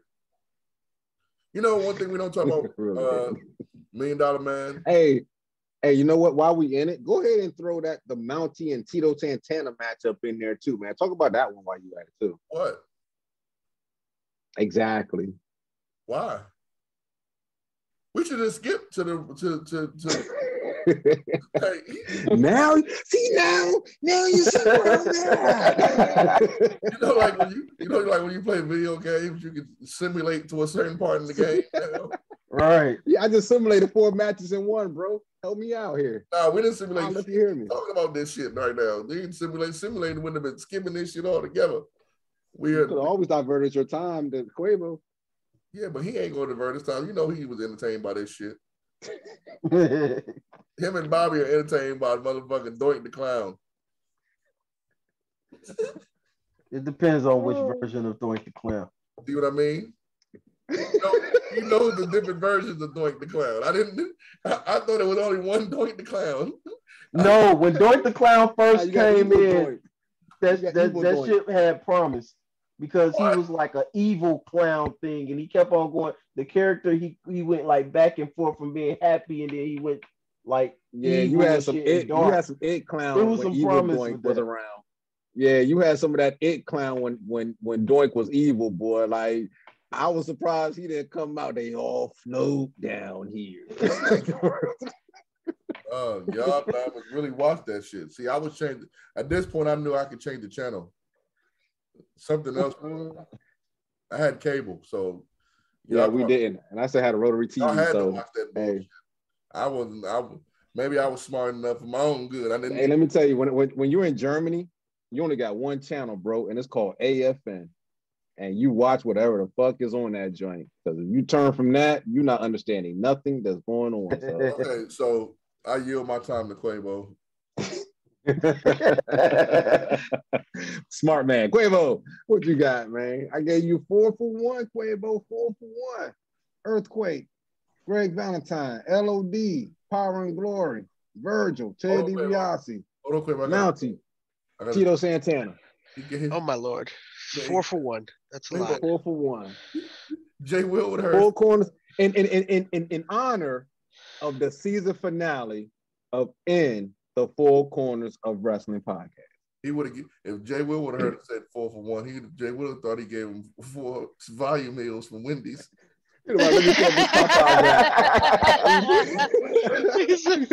Scan my card for the rewards. Popeyes. Right. He thought he gave him a 4-piece. Oh Lord. And a biscuit. 4 biscuits. 4 biscuits.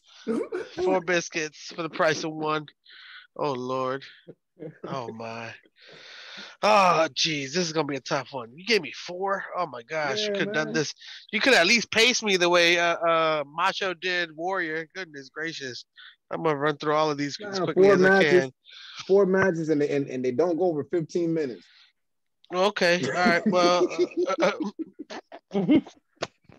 well, I will say this: Jimmy Hart is in like 3 of these, isn't he? Isn't he in like two or 3 of these shows? He's in 2 of them. He's in 2 of them, bro. Yeah. There you go. Well, double paychecks all around. Let's go. I mean, he's definitely on his heel work. And Slick is back. That's true. Oh my gosh. Yo, I will say this though. What a rush! Yes, and that's the match. I had to do it. All right, so let's see. Earthquake versus the Hammer. I mean, it wasn't that impressive, but it was impressive to see him knock Earthquake to the ground. That was decent. Very predictable, though. I will say that. And, yeah, man, you know Earthquake's stinking. So, yeah, it is what it is. Animal. Intense promo, bro. Intense promo. I love the promo. And Hawk, you know, again, what a rush. I mean, you get what you get, bro. Quick match. I think I rewinded and replayed it like 4 or 5 times because I was like, bro, I gotta squeeze as many moves out of this as I can, bro. But double clothesline was nice. Reversal of the flying crossbody into a power slam was nice by Animal. And then, yeah, man, what a rush. Clothesline off the top of the ropes. Get it out the way. Basically, the whole match was nice. I mean, that was basically the match you just described. Pretty much. That was the whole match. It was a minute long. It was a nice, quick and easy one. It was like a TikTok video. It's in and out, bro. Let's go. Virgil versus Dibiase. It had I'm trying here. Guys. You gave me 4 for 1. Goodness gracious. Virgil looking like Soul Train Jones. I thought it was like, it's nothing we haven't seen in the early days, and he tried it again, and you know what? Let him do what he do. Announcers were talking trash like crazy about Virgil, which is exactly what you expect. And he did his best, trying to hold his own. Roddy with the crutches, selling that he's got a broken leg. I'm falling. I can't get up. I thought that was hilarious. Had me laughing.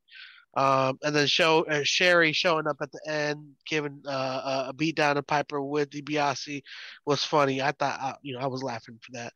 I thought it was extremely pointless for Virgil to try to encourage Piper to get up without the crutches, try to do it on his own, and then like hobble all the way back. It was like, okay, whatever. Just like you told me. Get up. But I get it. It's a Virgil. What do you expect? It's Virgil being Virgil. And then the Mountie versus Tito. He's gonna charge him $40 for helping him. Probably is. And another 20 for picking up his fuck money, baby. You gotta get it, bro. Give it to Tino though, looking great. Running into the ring, but not doing anything other than that. You know what I mean? Tito. You was looking good too. Mountie was flapping his wings, and I was like, bro, Tito, you should be winning this one. But no, I mean, Mountie coming in and knocking you out with the cattle prod, getting that win. Give it to the fucking Mountie, bro. Again, Jimmy on his heel shit. In a totally different outfit. Hey, every time every came time out 4 times. Yeah, he got an outfit. And he came out in a different outfit. Yo, cut the check. Just saying, I couldn't help it. I was like, bro, Jimmy, you was on point this pay-per-view, bro. You made sure your team was winning, bro. You made sure your clients were getting that win. Props to you, bro. And yeah, man, I think that's all 4, probably. It was quick. Yeah. All right, cool deal. And we're gonna round it out with Bobby. What do you think, man? 4 for 1, Bobby. 4 for 1.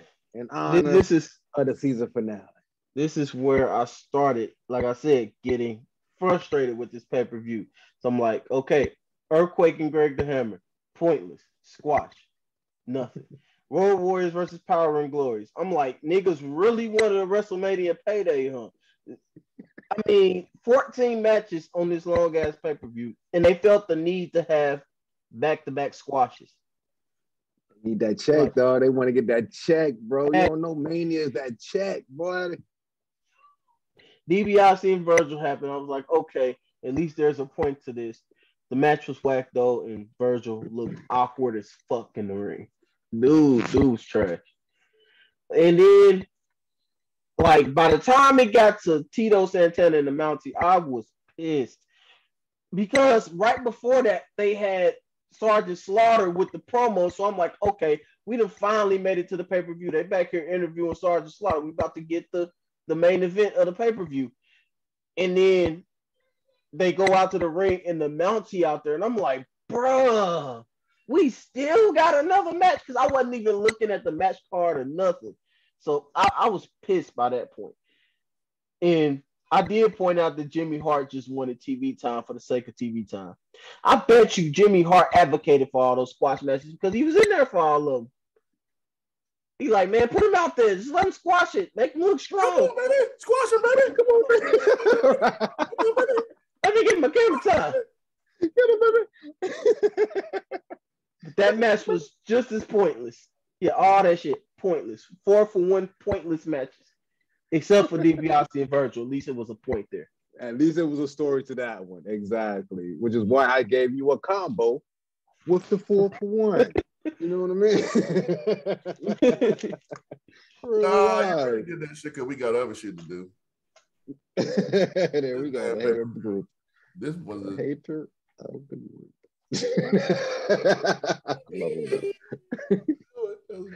Oh man! Hey, we're going to we're gonna trademark your laugh, bro. I'm trying to tell you, it's a winner. Quabo both gonna have no voice by the end of this show because y'all keep doing all the voices of everybody with the voices that don't got voices by the end of the show. Nah, I'm good. I got my quite high quality H2O here. I ain't do the Macho Man thing too long, man. I learned, you know what I'm saying, from last season, man. You can't do that Macho Man voice too long, bro. Yeah, you'll lose your voice. Raspy there. Doing that, Joe. And I love Macho Man. When you said Black Machismo, I said, damn, dog, what you trying to be on the dark version of this show? That's what Colin's at. Colin's on the dark version, just to chat.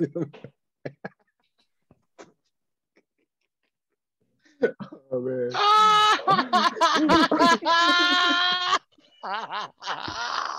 Well, maybe that's real.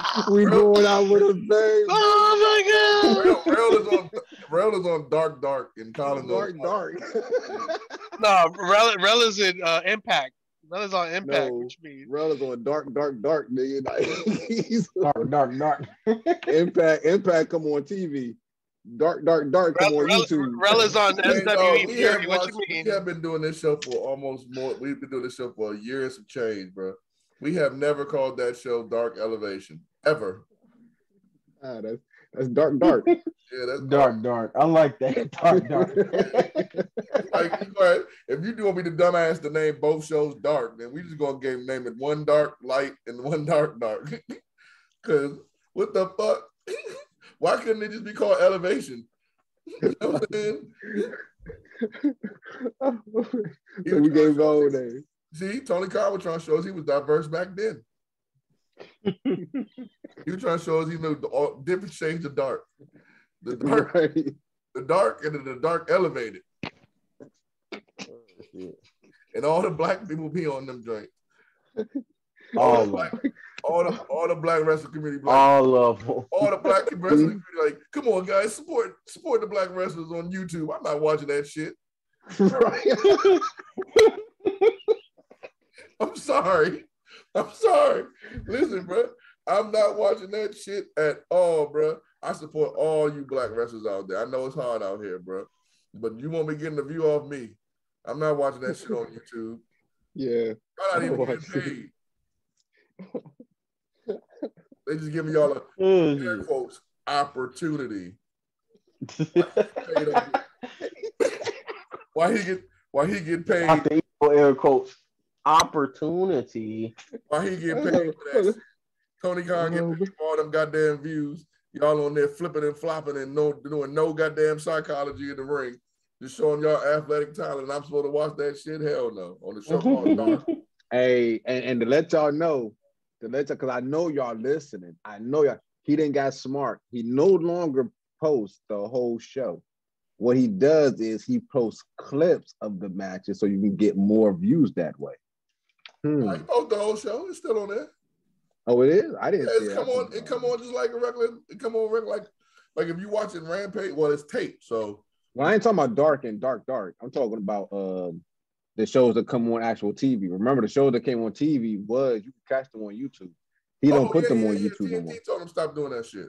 Mm-hmm. TNT told him. I didn't know he was doing that. That's dumb. Yeah, TNT told him stop doing that dumb shit. I keep telling people their deal with. I told somebody the other day their deal with TNT is not the same type of deal WWE has. Nah, hell no. TNT technically. You don't see no clips of WWE on that channel unless shit. You got to get Peacock, baby. Peacock. Cut the check. Not even that. They have TNT has a partnership with AEW. USA and Fox don't have no partnership with WWE. If WWE don't want to do some shit, they just gonna say we're not doing it. Mm-hmm. If fucking AEW want to do some shit, they got to run that shit by TNT. That's why the Briscoe's not there. Mm-hmm. And you know it's true because the motherfucker just came out and apologized again. Mm-hmm. Mm-hmm. So they was like, you know what? We're TNT. You know what? We want a belt. Tony was like, yeah, I can make that happen. No problem. Not the TBS called him. TBS was like, Tony like, hello? Yeah, hello? Like Tony Khan. Yeah, this me. Hey, we want a belt. All right, bet. No problem. I got you. Yeah, he don't pay for production. So whatever they tell him to do, then he do. I mean, that's a win-win. Like I don't get. Never mind. But we going off on a tangent. Never mind. Let me get your quoting, baby. Let me get your quote in Hollywood. My what? Your quote. Your rating. Oh. Damn, I'm thinking this shit is insurance and shit. Bro,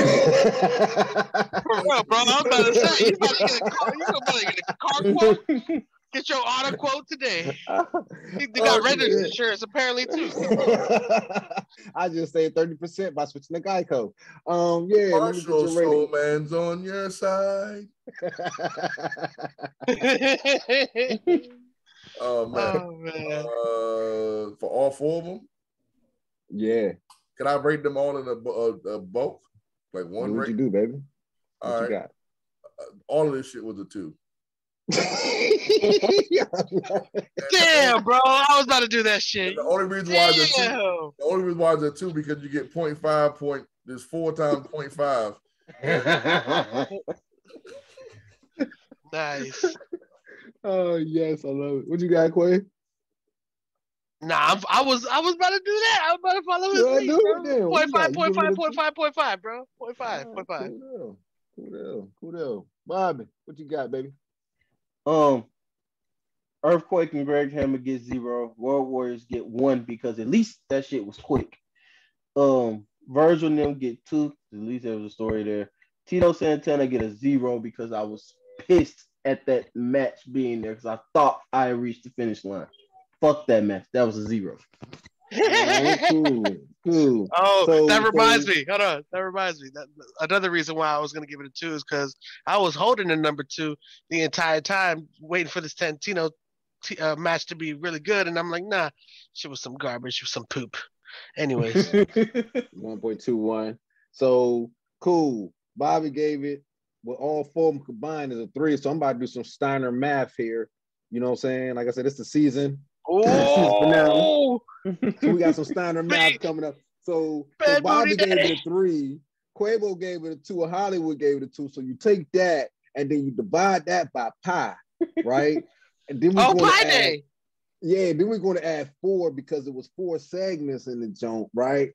And then you're gonna take 1, 2, 3, 4, 5, 6, 7, 8, 9, 10, 11, 12. Multiply that by 12 because it was 12 individuals, right? Round that up by the square root of 12. Bro, come on, bro. And then come back with 4, and you get a total of 1.2 for this whole thing. Cool deal. Hold on. You forgot to subtract Roddy Piper's crutches. Oh, yeah, you subtract the crutch, but then you add the $1 million belt because he's the $1 million man, and then you get a grand total of 2. Okay, all right, cool. So, moving on. Again, you ready? What the fuck is going on? For the main event. Hollywood, ready to go, man. We'd have been here for like 3.5 hours. I just didn't understand what was going on. What type of algebra? Yeah, that's Steiner math, man. That's Steiner math. Yeah, in honor of the season finale, I had to break out some Steiner math right quick. You know what I mean? Yeah, I ain't rushing you, bro. I mean, yeah, you know, look, Steiner math take a minute. Yeah, no, not really. Yeah, there's a lot of carrying and subtracting. Yeah, I can see. I was like, well, hold on, what? How did he get that?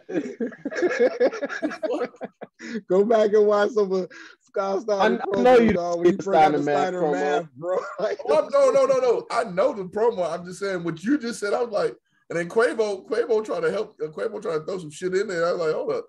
If you subtract the 1, ain't it 0? Like don't we have nothing at this point? Somebody said multiply 0. I'm like, hold up. 0 times anything is 0, right? Nah, not in Steiner math. It gotta not make sense. Exactly. Gotcha. I'm like 2 + 2 in Steiner math is not 4. Hold on, man. I'm gonna play along. With you guys. Yeah. Ooh, yeah. Hey, that's how Steiner do it, bro. Steiner tell you 2 + 2 in Steiner math is 16. He'll tell you that real quick. You got to just, cut the square root. Technically, it's 22. It's 22. Oh man! We finally, after 6 hours of wrestling, watching WrestleMania 7, Bobby's eyes are bleeding. Hollywood and took about 4 or 5 naps. Quavo, we don't know what the hell Quavo done did. We finally, at the end, made 6 sandwiches. Oh my goodness. The main event. Hulk Hogan. Dun, dun, dun, dun, dun, dun, dun. Y'all know y'all used to rock to that joint back in the day. going up against Sergeant Slaughter and this general from Iraq. This Bama came out dressing like an Iraq general, bro. Like, Lord have mercy. Quavo, we're going to let you have first crack at this joint, man. What you think about the main event? Hulk Hogan, Sergeant Slaughter, 20 minutes and 26 seconds. The only match that was longer than this one was the Ultimate Warrior Randy Savage match. Everything else was 10 minutes under this joint. Goodness gracious. What you think, man? Hulkamaniacs! Hulkamaniacs! I'm gonna do a 360. Okay, I can't do it. Oh my gosh. Yeah. Well, let me tell you something, brother. Let me tell you something, brother. Fuck up y'all vocal cords. A 360 means you're in the same spot you started at, Hulkster. If you're gonna do a 360, bro, come on now, man.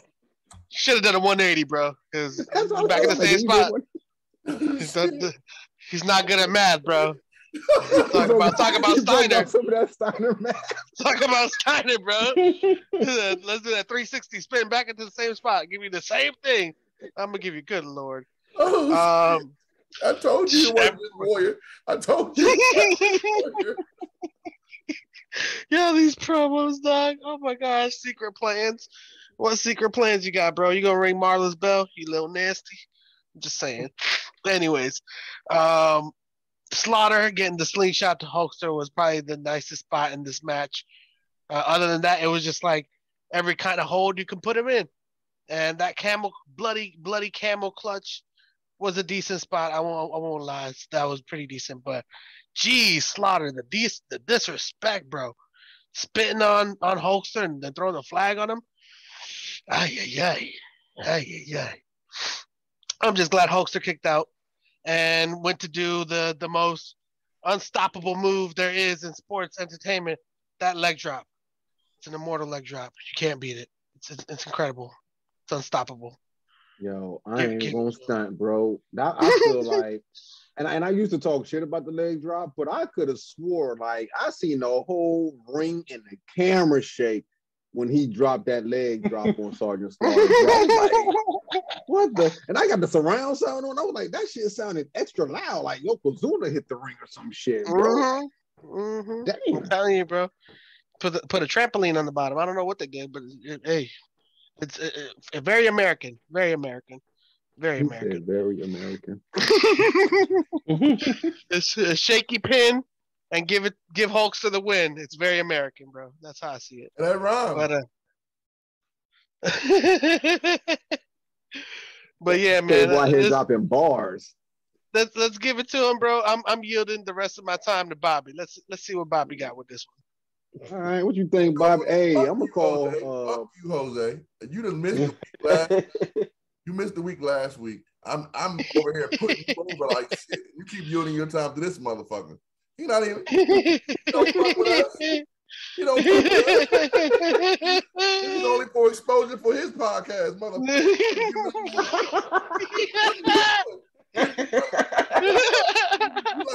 You like a Hispanic Tony Khan. What the fuck? I've been here the whole goddamn time. I'm Cody Rhodes. There's more than one royal wrestling family in the BWO, and that's my music. And I keep over and you keep giving your time to this motherfucker. Oh my god. Oh my god. Oh shit. Marshall, you keep letting him.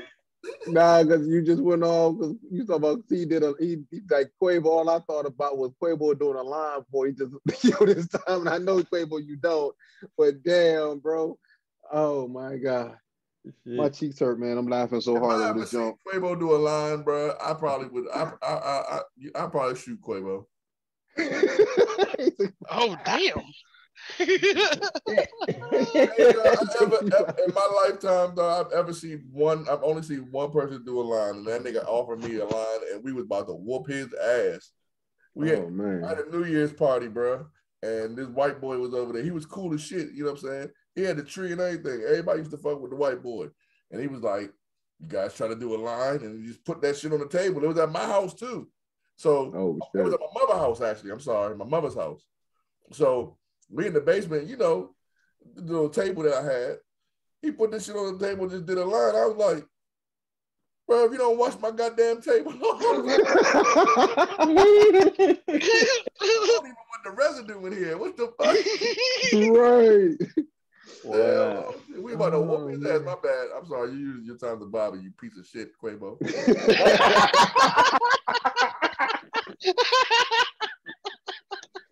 Oh shit. Hey, you just fucked my joke all up. I was about to call Hogan Houdini, but damn. Oh my goodness, I got tears running. Well, you know, I was just trying to pull a 360, bro. That's all I was trying to do. Trying to pull a 360. That's Steiner man. Anyway, this motherfucker Jose playing Uno with me. Reverse back to you. Reverse back to you. Skip you. Draw four, bitch. This motherfucker left me with fucking J. Will last week, and then this motherfucker come back, just, you know what, showing the BWO love. I'm the motherfucker, you know, I shouldn't, you know what, Bobby. On the season finale. We gotta be honest with you, because we don't even really give a fuck about this Hogan match. Let's be real. We had this dude, we made a truce with the BWO. So I am my brother's keeper. And you know, J. Will did some G Money shit. And he dissed y'all at the end of the show. We're gonna set it up. Because he's not gonna listen to this. He don't listen to none of the shows. He's not really a friend. He doesn't say he's not gonna listen to this shit. So I'm bringing kayfabe and all that right now. We're gonna let y'all get back. We don't know when. We're gonna set it up in season 3. We're gonna let y'all get back. Because he was talking cash shit. Hey, Bobby, Vince setting it up. Vince is setting it up. Vince is doing a Pat McAfee right now. So check Vince out. Go ahead, Hollywood. Yeah. Go ahead, Vince. I'm definitely gonna let y'all come on here and get his ass, because your ratings have been horrible. Like, they've been bad. But he was talking shit doing it. You ain't been talking shit.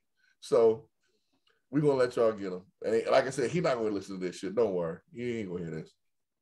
All right. We done had 49 episodes. That man probably listened to 2. And those are 2 he was on. Right.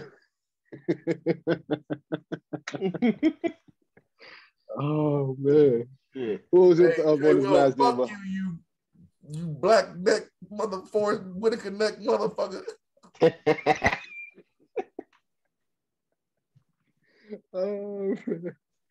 Oh man. Well, y'all hell, man. Oh, I love it. Oh, but yeah, you want to speak on the match, Bob?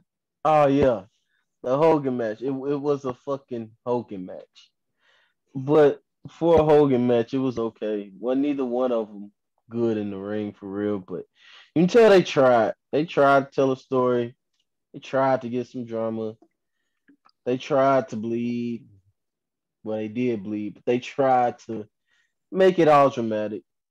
They had some stupid spots like Slaughter getting the visual pin on Hogan because his own guy distracted the ref, or Hogan in the Boston Crab right by the ropes, but took 5 minutes to actually grab him with his long ass arms. That was stupid. Yeah, it was a lot of late WCW type stuff where they got away with them chair shots, or they got away with shoving the ref without the DQ. It was a lot of stuff, but it was okay. I wasn't that offended, but it was all right. Somebody don't agree with you. Somebody loved it. Somebody said, I love it. They said, you don't know what you're talking about. They love seeing Hulk Hogan take kids' vitamins and say his prayer and drop that big leg drop. See, that's the little Hulkamaniac right there in the background. But we know what it is, baby. Hollywood. What's your thoughts, man? Yeah, he did come in crunk. Like a Hulkamaniac, yo. Like, don't be dissing my man. Nah, he was talking about his word, Daddy, this shit sucks. That's what he was saying. Don't show me this no more. Put SmackDown back on. Put on my tribal chief. Anyway, I mean, it was a typical Hogan match. You knew he was going to win. USA, the damn Marina told you who was going to win. USA. Ain't no way USA was going to lose. I had some notes on this shit, but where are my notes? Oh, the notes are blank. Damn. I believe it. Yeah, I'm blank, dog. They're both bald. That's what it is. I think that's what he wrote. I got 4 notes for this match. Well, actually, I did write in my notes. Who would have thought that 30 plus years later that we would like Sergeant Slaughter more than we like Hulk Hogan?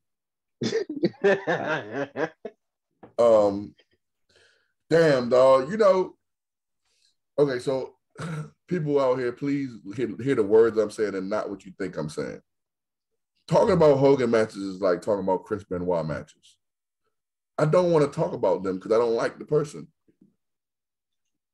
Like, I can see that. I don't want to talk about Hogan, dog, because it's some bullshit. We was bad. This whole pay-per-view showed me how dumb I was as a child, because they could sell me anything. They sold me a blindfold match when the man sprayed perfume on a snake.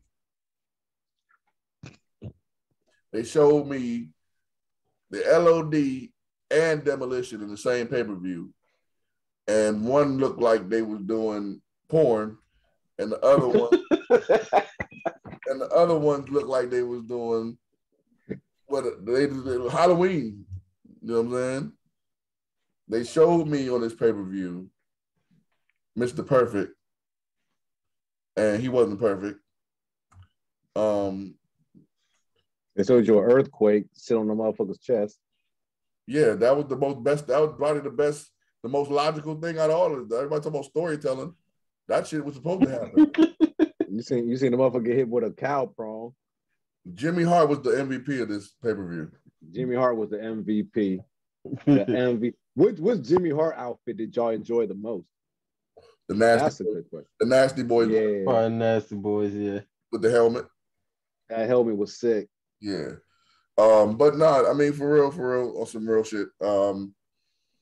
This is kind of why people don't like Hogan's matches, because this was one of them where you knew kind of like how the shit was going to end. He got his ass whooped for 19 minutes. The match was 20 minutes. He got his ass whooped for 19 right. And then he just hawked up and it was over. 3 punches, a big boot, and a leg drop. Yeah. It was like, come on now. And I don't remember Sergeant Slaughter's run as a champion. So, because I remember he took it, didn't he take it from Warrior? Yeah, at Royal Rumble, and he lost it in Mania. Right. So I remember Sergeant Slaughter from G.I. Joe. There was a Sergeant Slaughter in G.I. Joe? Yeah. That's how old you are, bro. What the fuck? Yeah, yo, G.I. Joe was man, we had the best cartoons back. These cartoons y'all had, yo, that was some god. We had the real cartoons back then. People was actually dying. Look, Flint died in G.I. Joe, man. We had people dying in our car. We had to go to school with tears in our eyes because our favorite cartoon character didn't die, man. What kind of most shit of people your age look like zombies walking around? And I look better than all. I don't think that's a good thing, man. Yeah, that's what I'm telling you. I look better than all. He was killing in our cartoons. What type of endorsement was that? They killing my PTSD. They bringing him back. Spider-Man and X-Men ain't never killed nobody. Lucky. What? Oh, no. That's the cats died on. Well, now they pretend died because Morph pretend died. Phoenix pretend died. We don't. Our cartoon. I bet if Jay Will was on the line, he'll tell you about some motherfucker that died in some anime now.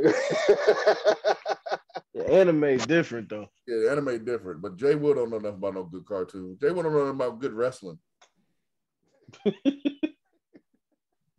That man. Damn. Yeah, on his ass. Oh no, he deserves it. He said some wild shit. No, he definitely deserves it. He said some wild shit. What the hell? He's loud with it. Like being loud is gonna make us be like, oh, you're right. No, he said Bret Hart with some shit. What else did he say last week? He said a whole bunch of shit. One time he gave an Ultimo Dragon match the highest. Ultimo Dragon and Dean Malenko was like 10. 8.5. Right? Yeah, that shit was like a 9 or an 8, one of them two. And then what else was on that card? There was something else on that card that was like a historic match. And we was like, that shit was a 3. Undertaker, I think Yokozuna. Was that it? What? We talking about WCW. Match was it then? Oh no, he gave. Listen, never mind. This is not going to turn into the J. Will trash show. Shout out to my man Bubba Dub. J. Will's trash. Yeah, but this match wasn't really. I mean, it had a story to it. Yes, USA versus Iraq. But it wasn't, like you said, Hogan got whooped for 19 minutes and then he just hawked up and then he won a match. It was like, yeah. And that's why I say, like, the crowd was really into it. So the Hulkamania still was alive. So, you know, I mean, you seen kind of like if you seen back then, if you seen one Hogan match, you seen all of them, which even though that's not true, that's what this felt like. Okay. You had to get that one, like that one every now and then, like the Warrior and Hogan joint to see something different. So we're going to rate this thing, fellas. We're going to rate this thing. Quabo. Last rating for the season. On the last rating for the on season. the match, I should say. On the match. On the match itself. Last rating on a match of the season, man. What you gonna give this joint, man? I'm giving this an American 4. It's an American 4, baby. He said an American 4. For America. For in the 4. Oh, actually, you know what? I should give this a 360, right? You some bitch. 360 spin the 4. Changing it up. You motherfucker. All right, Hollywood. What you giving this thing, bro? I just want to let everybody know, episode 50, we'll be reviewing the 2001 SummerSlam extravaganza. We have changed the rules to old school. We used to say it was before Punk and then after Punk. Now it's all Punk. It's old school.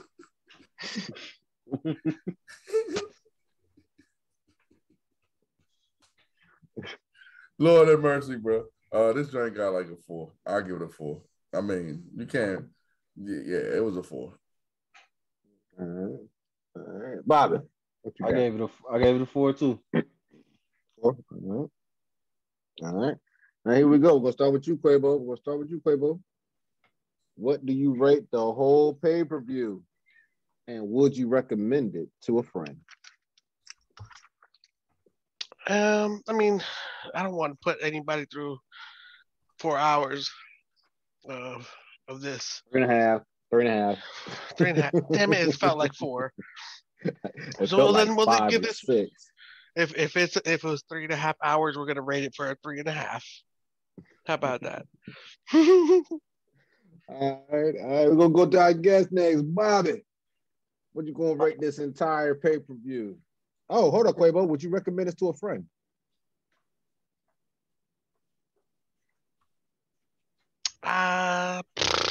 He's like, hell no. Maybe I had to think about it for like a second there. Maybe I would if they really want to see all of Jimmy Hart's outfits, because he was out there 4 times, bro. So that's a hard no for me. Hey, for to watch 3.5 hours to see some fucking outfits, I'm like, man, fuck that. then it's a no for me, dog. It's a no for me, dog.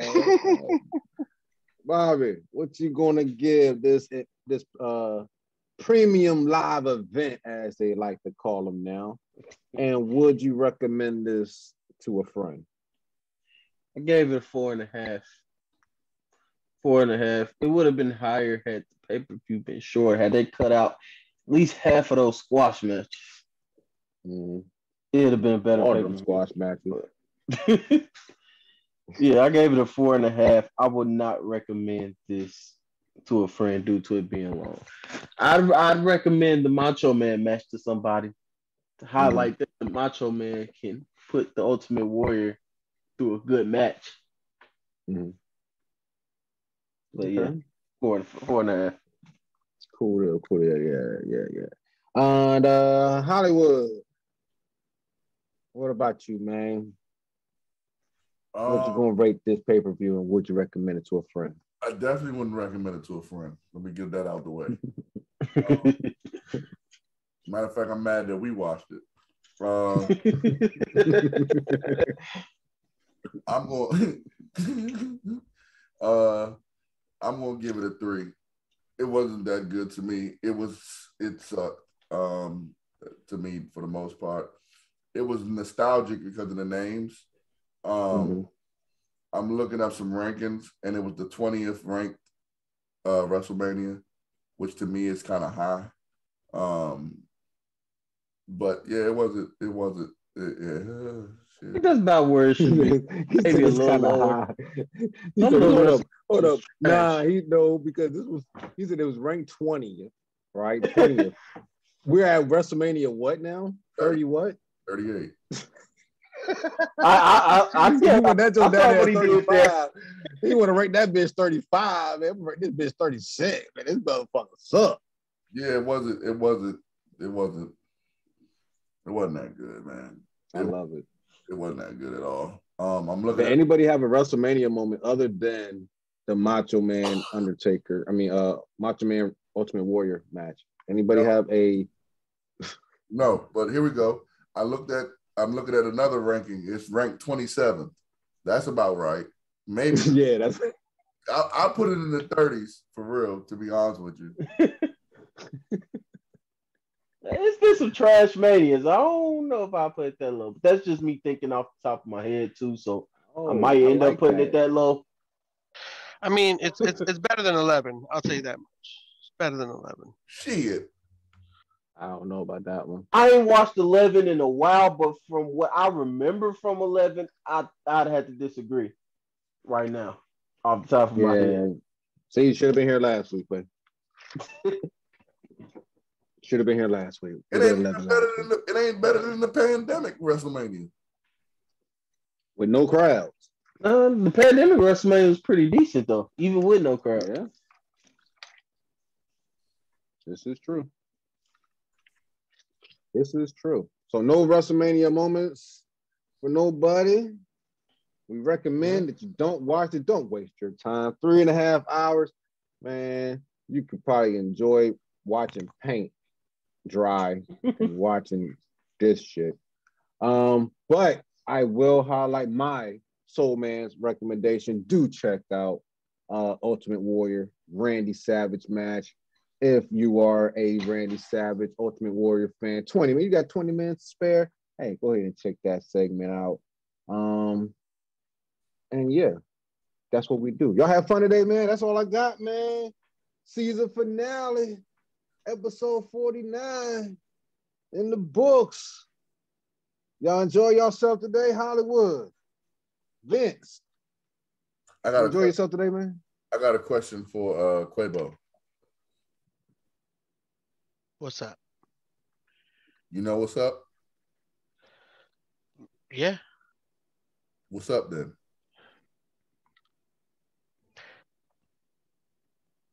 What? The four corners of wrestling? No. Did you know? Did you know something? Did you know this? Oh Lord. Did you know? Yeah. What am I going to say next? I'm about to make some piece of paper. What? I'm about to get written down on some piece of paper. No. Oh no? Did you know what it's all about? No, tell me. You know it's all about the boom. Adam Cole. Y'all didn't catch that part. I didn't say baby. I said buried. He said buried. Yeah, he did. Oh man. Oh. You know what happens, Quabo, What you think? Oh my gosh. You know what happens, Quavo? Huh? You know what happens when you think you know me? You think you know me? You think that I was going to bring back a gimmick that I was using in like episode 27? Huh? You think you know me better? Huh? You know what happens, Quavo? You've already been on it like 8 times. You know. You just make the list. On the season finale. That is one that I stand by. That's one of the best Jerichos ever. Yeah, This new fat It man, is. I don't know who the hell he is. he's trying to get back in shape. I give him credit getting back in the gym, trying to get back in He shape. got Right. AEW been together for 3 years. He got 2 factions. Chill. He knew he got a new one. Yeah, you gotta do it know now. They got an entrance and everything now. They came out tonight or whatever night that we recorded this. Leave Jericho alone, man. He's trying to get a paycheck. Yeah, he ain't trying hard. He Tony Khan just giving him money. Just toss it out there. They be like, All I know- Tony Khan's like, here you go. All I know is I still sing Judas every time he come out. That's all I care about. oh man, Yeah. they try to say that Judas is a better interest than fucking Batista, bro. It is, bro. It is. You talking about the one where he got the bomb dropping at the end? Like, Yeah. oh yeah, I don't know, man. That Batista Jones hard, especially when they got the bomb dropping at the end. That's so hard. I walk alone. Yeah, that's so hard right there, Joe. That's so tough as fuck, yo. Yeah, that joint ain't the Chris Jericho. You take them Fanned out right there. take them drunk ass white people out the damn Chris Jericho theme. That's part of it, though, man. That's part of the aura. If you take half of them motherfuckers and make them sober, that interest is not happening.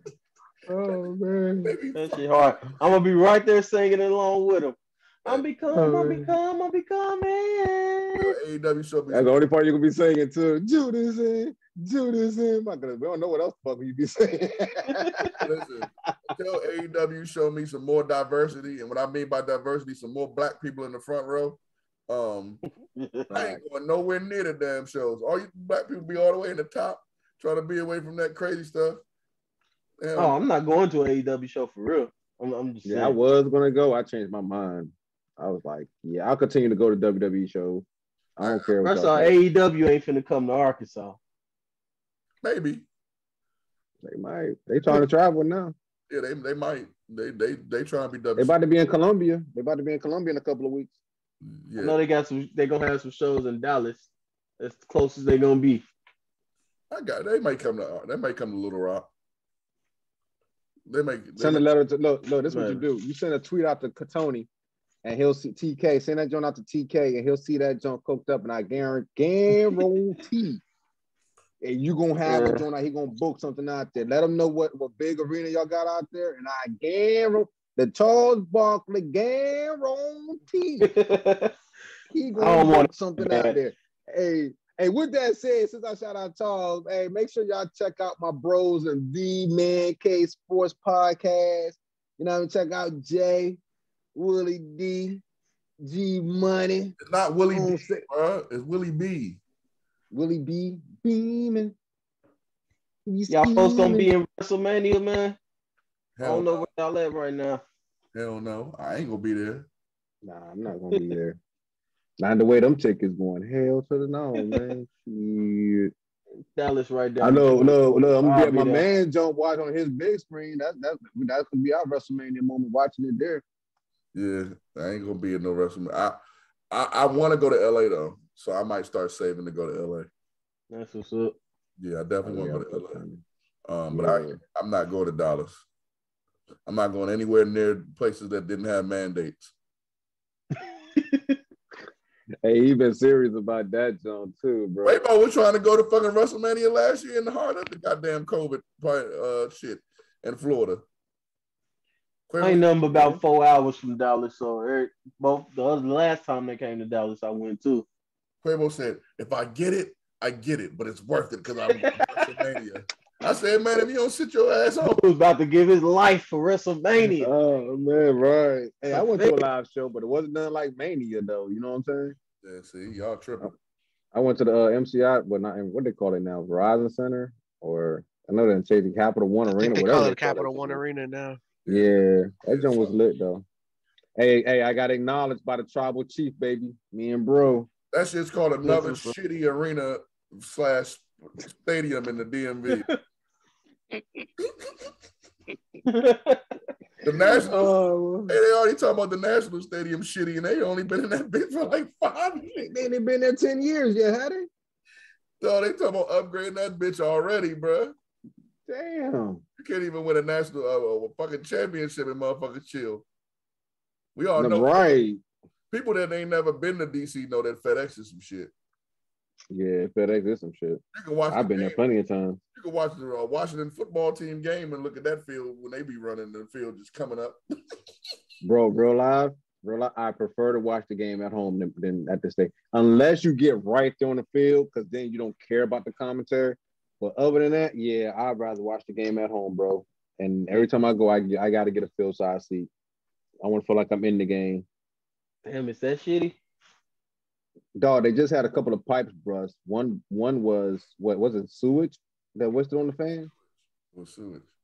That's disgusting, bro. It's disgusting as fuck, bro. It was the irony of it because when they built that bitch, that was the best stadium in the NFL. It was the biggest outdoor stadium in the United States. And then other stadiums. It went to shit. Yeah, I mean, people took what they did and then made it super, like, you know, better. Put that shit on crack. Yeah, they put that. And now they trying to find a place, and the only place they can go to is where they lose half of their fan base. They go to Virginia. Well, this ain't a sports podcast. So let's get the fuck out of here, man. Right. You want the sports? Hey, like I say, tune in to my boys, The Man K Sports Podcast, here on YouTube, 613 Faye Production. Hey, man, I know y'all had fun today. We all had a blast today. I had a fucking blast to see the finale. Hey, tell the people, I guess, Bobby Miller, tell the people where they, because we do it for the people, baby. Tell them where they can find you at. Find me on Facebook, Instagram, Twitter. I forget all my handles, though. You can find me on Facebook, definitely. That's where I'm at. Also, check out the Elbow Drop podcast. Check out the past episodes. We're going to be dropping some new episodes here soon. We're in the work figuring out this video stuff, so make sure you keep an eye on the Elbow Drop podcast. Hopefully we can have y'all on at some point. Hey man, send that signal out there like the back signal, man. We showing up, baby. That ain't nothing to it but to do. You know what I mean? Quabo. Season finale, man. How you feel, man? Let the people know where they can find you at, bro. Holla at your boy Quavo on all platforms. Facebook, Twitter, Instagram, Jose Quavo 8. You already know what it is. And yeah, man, make sure y'all check out that D Man Cave Sports Podcast. They be making jokes, man. They be making jokes, bro. Yeah, they lit over there, man. They lit over there. They just had me on there, so they was like super, super extra lit. You know what I'm saying? Soul Man showed up, you know what I mean? But yeah, they definitely lit over there, man. It's crack over that jump. Hollywood, aka Vince. I know you had a blast, man. Season finale, hey, second year, season 2 coming to an end. Tell the people where they can find you at, bro. My name is not Vince. You're Vince. Mike. You're Vince. No, I'm not Vince. I'm not Vince. The new character is Vince. I'm dubbing your new character. No, Vincent. I'm not a billionaire, motherfucker. Don't call me no billionaire name. Call me fucking a broke person name, Mike. Fucking Kennedy. Yeah, Kennedy. Not Vince, bro. I'm better than Vince anyway, actually. My man. Yeah, I'll beat Vince right now in a match. If Vince won the fight, yeah. Anywho, before I say that, shout out to Queen Charmel for getting the Hall of Fame. Shout out there. Congratulations to her. Right. Also, Mike T 304 on Twitter, M Turner 304 on Instagram. I got a new page, fuck Quabo, 8 on Instagram. And Will Sucks 316. That's my other Instagram page. I got 3 Instagram pages, so you can find me on all of them. I haven't posted on the new ones yet, but I will be posting pictures of Quabo and Jay Will on my page, giving bad ratings. I might have a fuck Bobby Miller page too, or Bob. I'm gonna say fuck Bob. For real, bro. Say fuck Robert. No. I'll never call a man that has Bob in his name Robert just because of R. Kelly. I won't disrespect him like that. Even if his name is Robert and he'd be like, call me Robert, I'm like, nah, bro. Bob. That's too close. Nope, can't do it, bro. You don't want me thinking those thoughts of you. Your name is Bobby. Mama name was Bobby. We gonna call him Bobby. I know that's right. My man. I hate when I am your Robert. Like, that's not my name. Or Bert. My name is actually Bobby. Well, that's good. Good. Your mom was smart. She knew what was up. Your mom is a fucking genius. Your mom is the shit. She knew what time it was. She's like that creepy ass. That feeling in her bones. Like, something don't feel right about that. It don't feel right. Robert doesn't. That shit sounds creepy now. Yeah, it doesn't ring too good. I think Bobby got a good ring to it. We're just gonna leave it at Bobby. If I ever have a daughter, and she bring her boyfriend home and the name is Robert, I'll be like, no. But Daddy, no. I love him. I don't give a shit. How old is he? Let me see your ID and birth. Let me see your ID and birth certificate, because you can have a fake ID. Hey, you sound like me. Oh, you sound like me. Oh my God, Dad, you can't be. Yes, I can. Shut up. Show me the ID. Let the man say where. He already said where you can find him, right? Yeah. Okay. Love it. Hey. Let's find Bob. You can find all of us in the BWO. You know what I'm saying? We kind of like tearing shit up. Yeah, we tear. They be mad at shit at us. They be wanting to fight. Like, yeah, I come check out the BWO, man. Yeah, support the BWO. That NWAAW shit, that bullshit. Fuck them. Yeah. Oh, season finale. Hold on. We got a list. Yeah. So, wrestling again, like I said, on the Man Cave Sports Podcast. Hey, we got like a fuck the quarterback list over there. You dig what I'm saying? So, here on In the Four Corners of Wrestling Podcast, here's our fuck you list. All right, BWO, you already know it's fuck you. We know what I'm saying? We love your love relationship. You already know how it go. NAAW, fuck you too. Real wrestling fan, fuck you too. Classic wrestling fan, fuck you too. Attitude Era fans, fuck you too. Old school wrestling fans, fuck you too. 80s wrestling, fuck you too. Indie wrestlers and promoters. What the fuck is in the 80s wrestling group? They keep on denying our shit, man. Our shit is lit. They keep on denying it, so fuck them. That's because they could. Never mind. Yeah. Because the rest of us indie wrestling fans and promoters, fuck y'all too. Because you're the only one that's old enough to be in that group. That's probably why they. Hey. Listen, when you become old enough, you understand these things. You know what I'm saying? It's all good. I'm sorry. Hey, y'all. That has been our show for today. I am your host, Soul Man. You can catch me on Instagram under Soul Man Simmons and on Twitter under Mr. Soul. And as we like to say here on In the Four Corners of Wrestling Podcast, Leave this shit to the professionals. Don't try this at home. And we out. Hey, Scott Hall, rest up, man. Because the Four Corner Boys will forever be two. Sweet. Fuck it up, Quabo. Right. The fuck you gave us a reverb on the goddamn. But nah, we didn't say it. I know this usually we end the show with something funny, but Quavo fucked it up, so we can't end it funny this time. We gotta really end it seriously. And rest in peace, Scott Hall. I honestly was thinking about not even doing this pay-per-view and just talking about Scott Hall the whole pay-per-view. I mean, this whole episode. Rest in peace, Scott Hall. Thank you for all your contributions that you've given us to wrestling. Thank you for showing people out there that even if you fuck up, you can get back right. And thank you, man. Thank you for all you've done for us. Thank you for raising Ramon. Thank you for the Scott Hall character.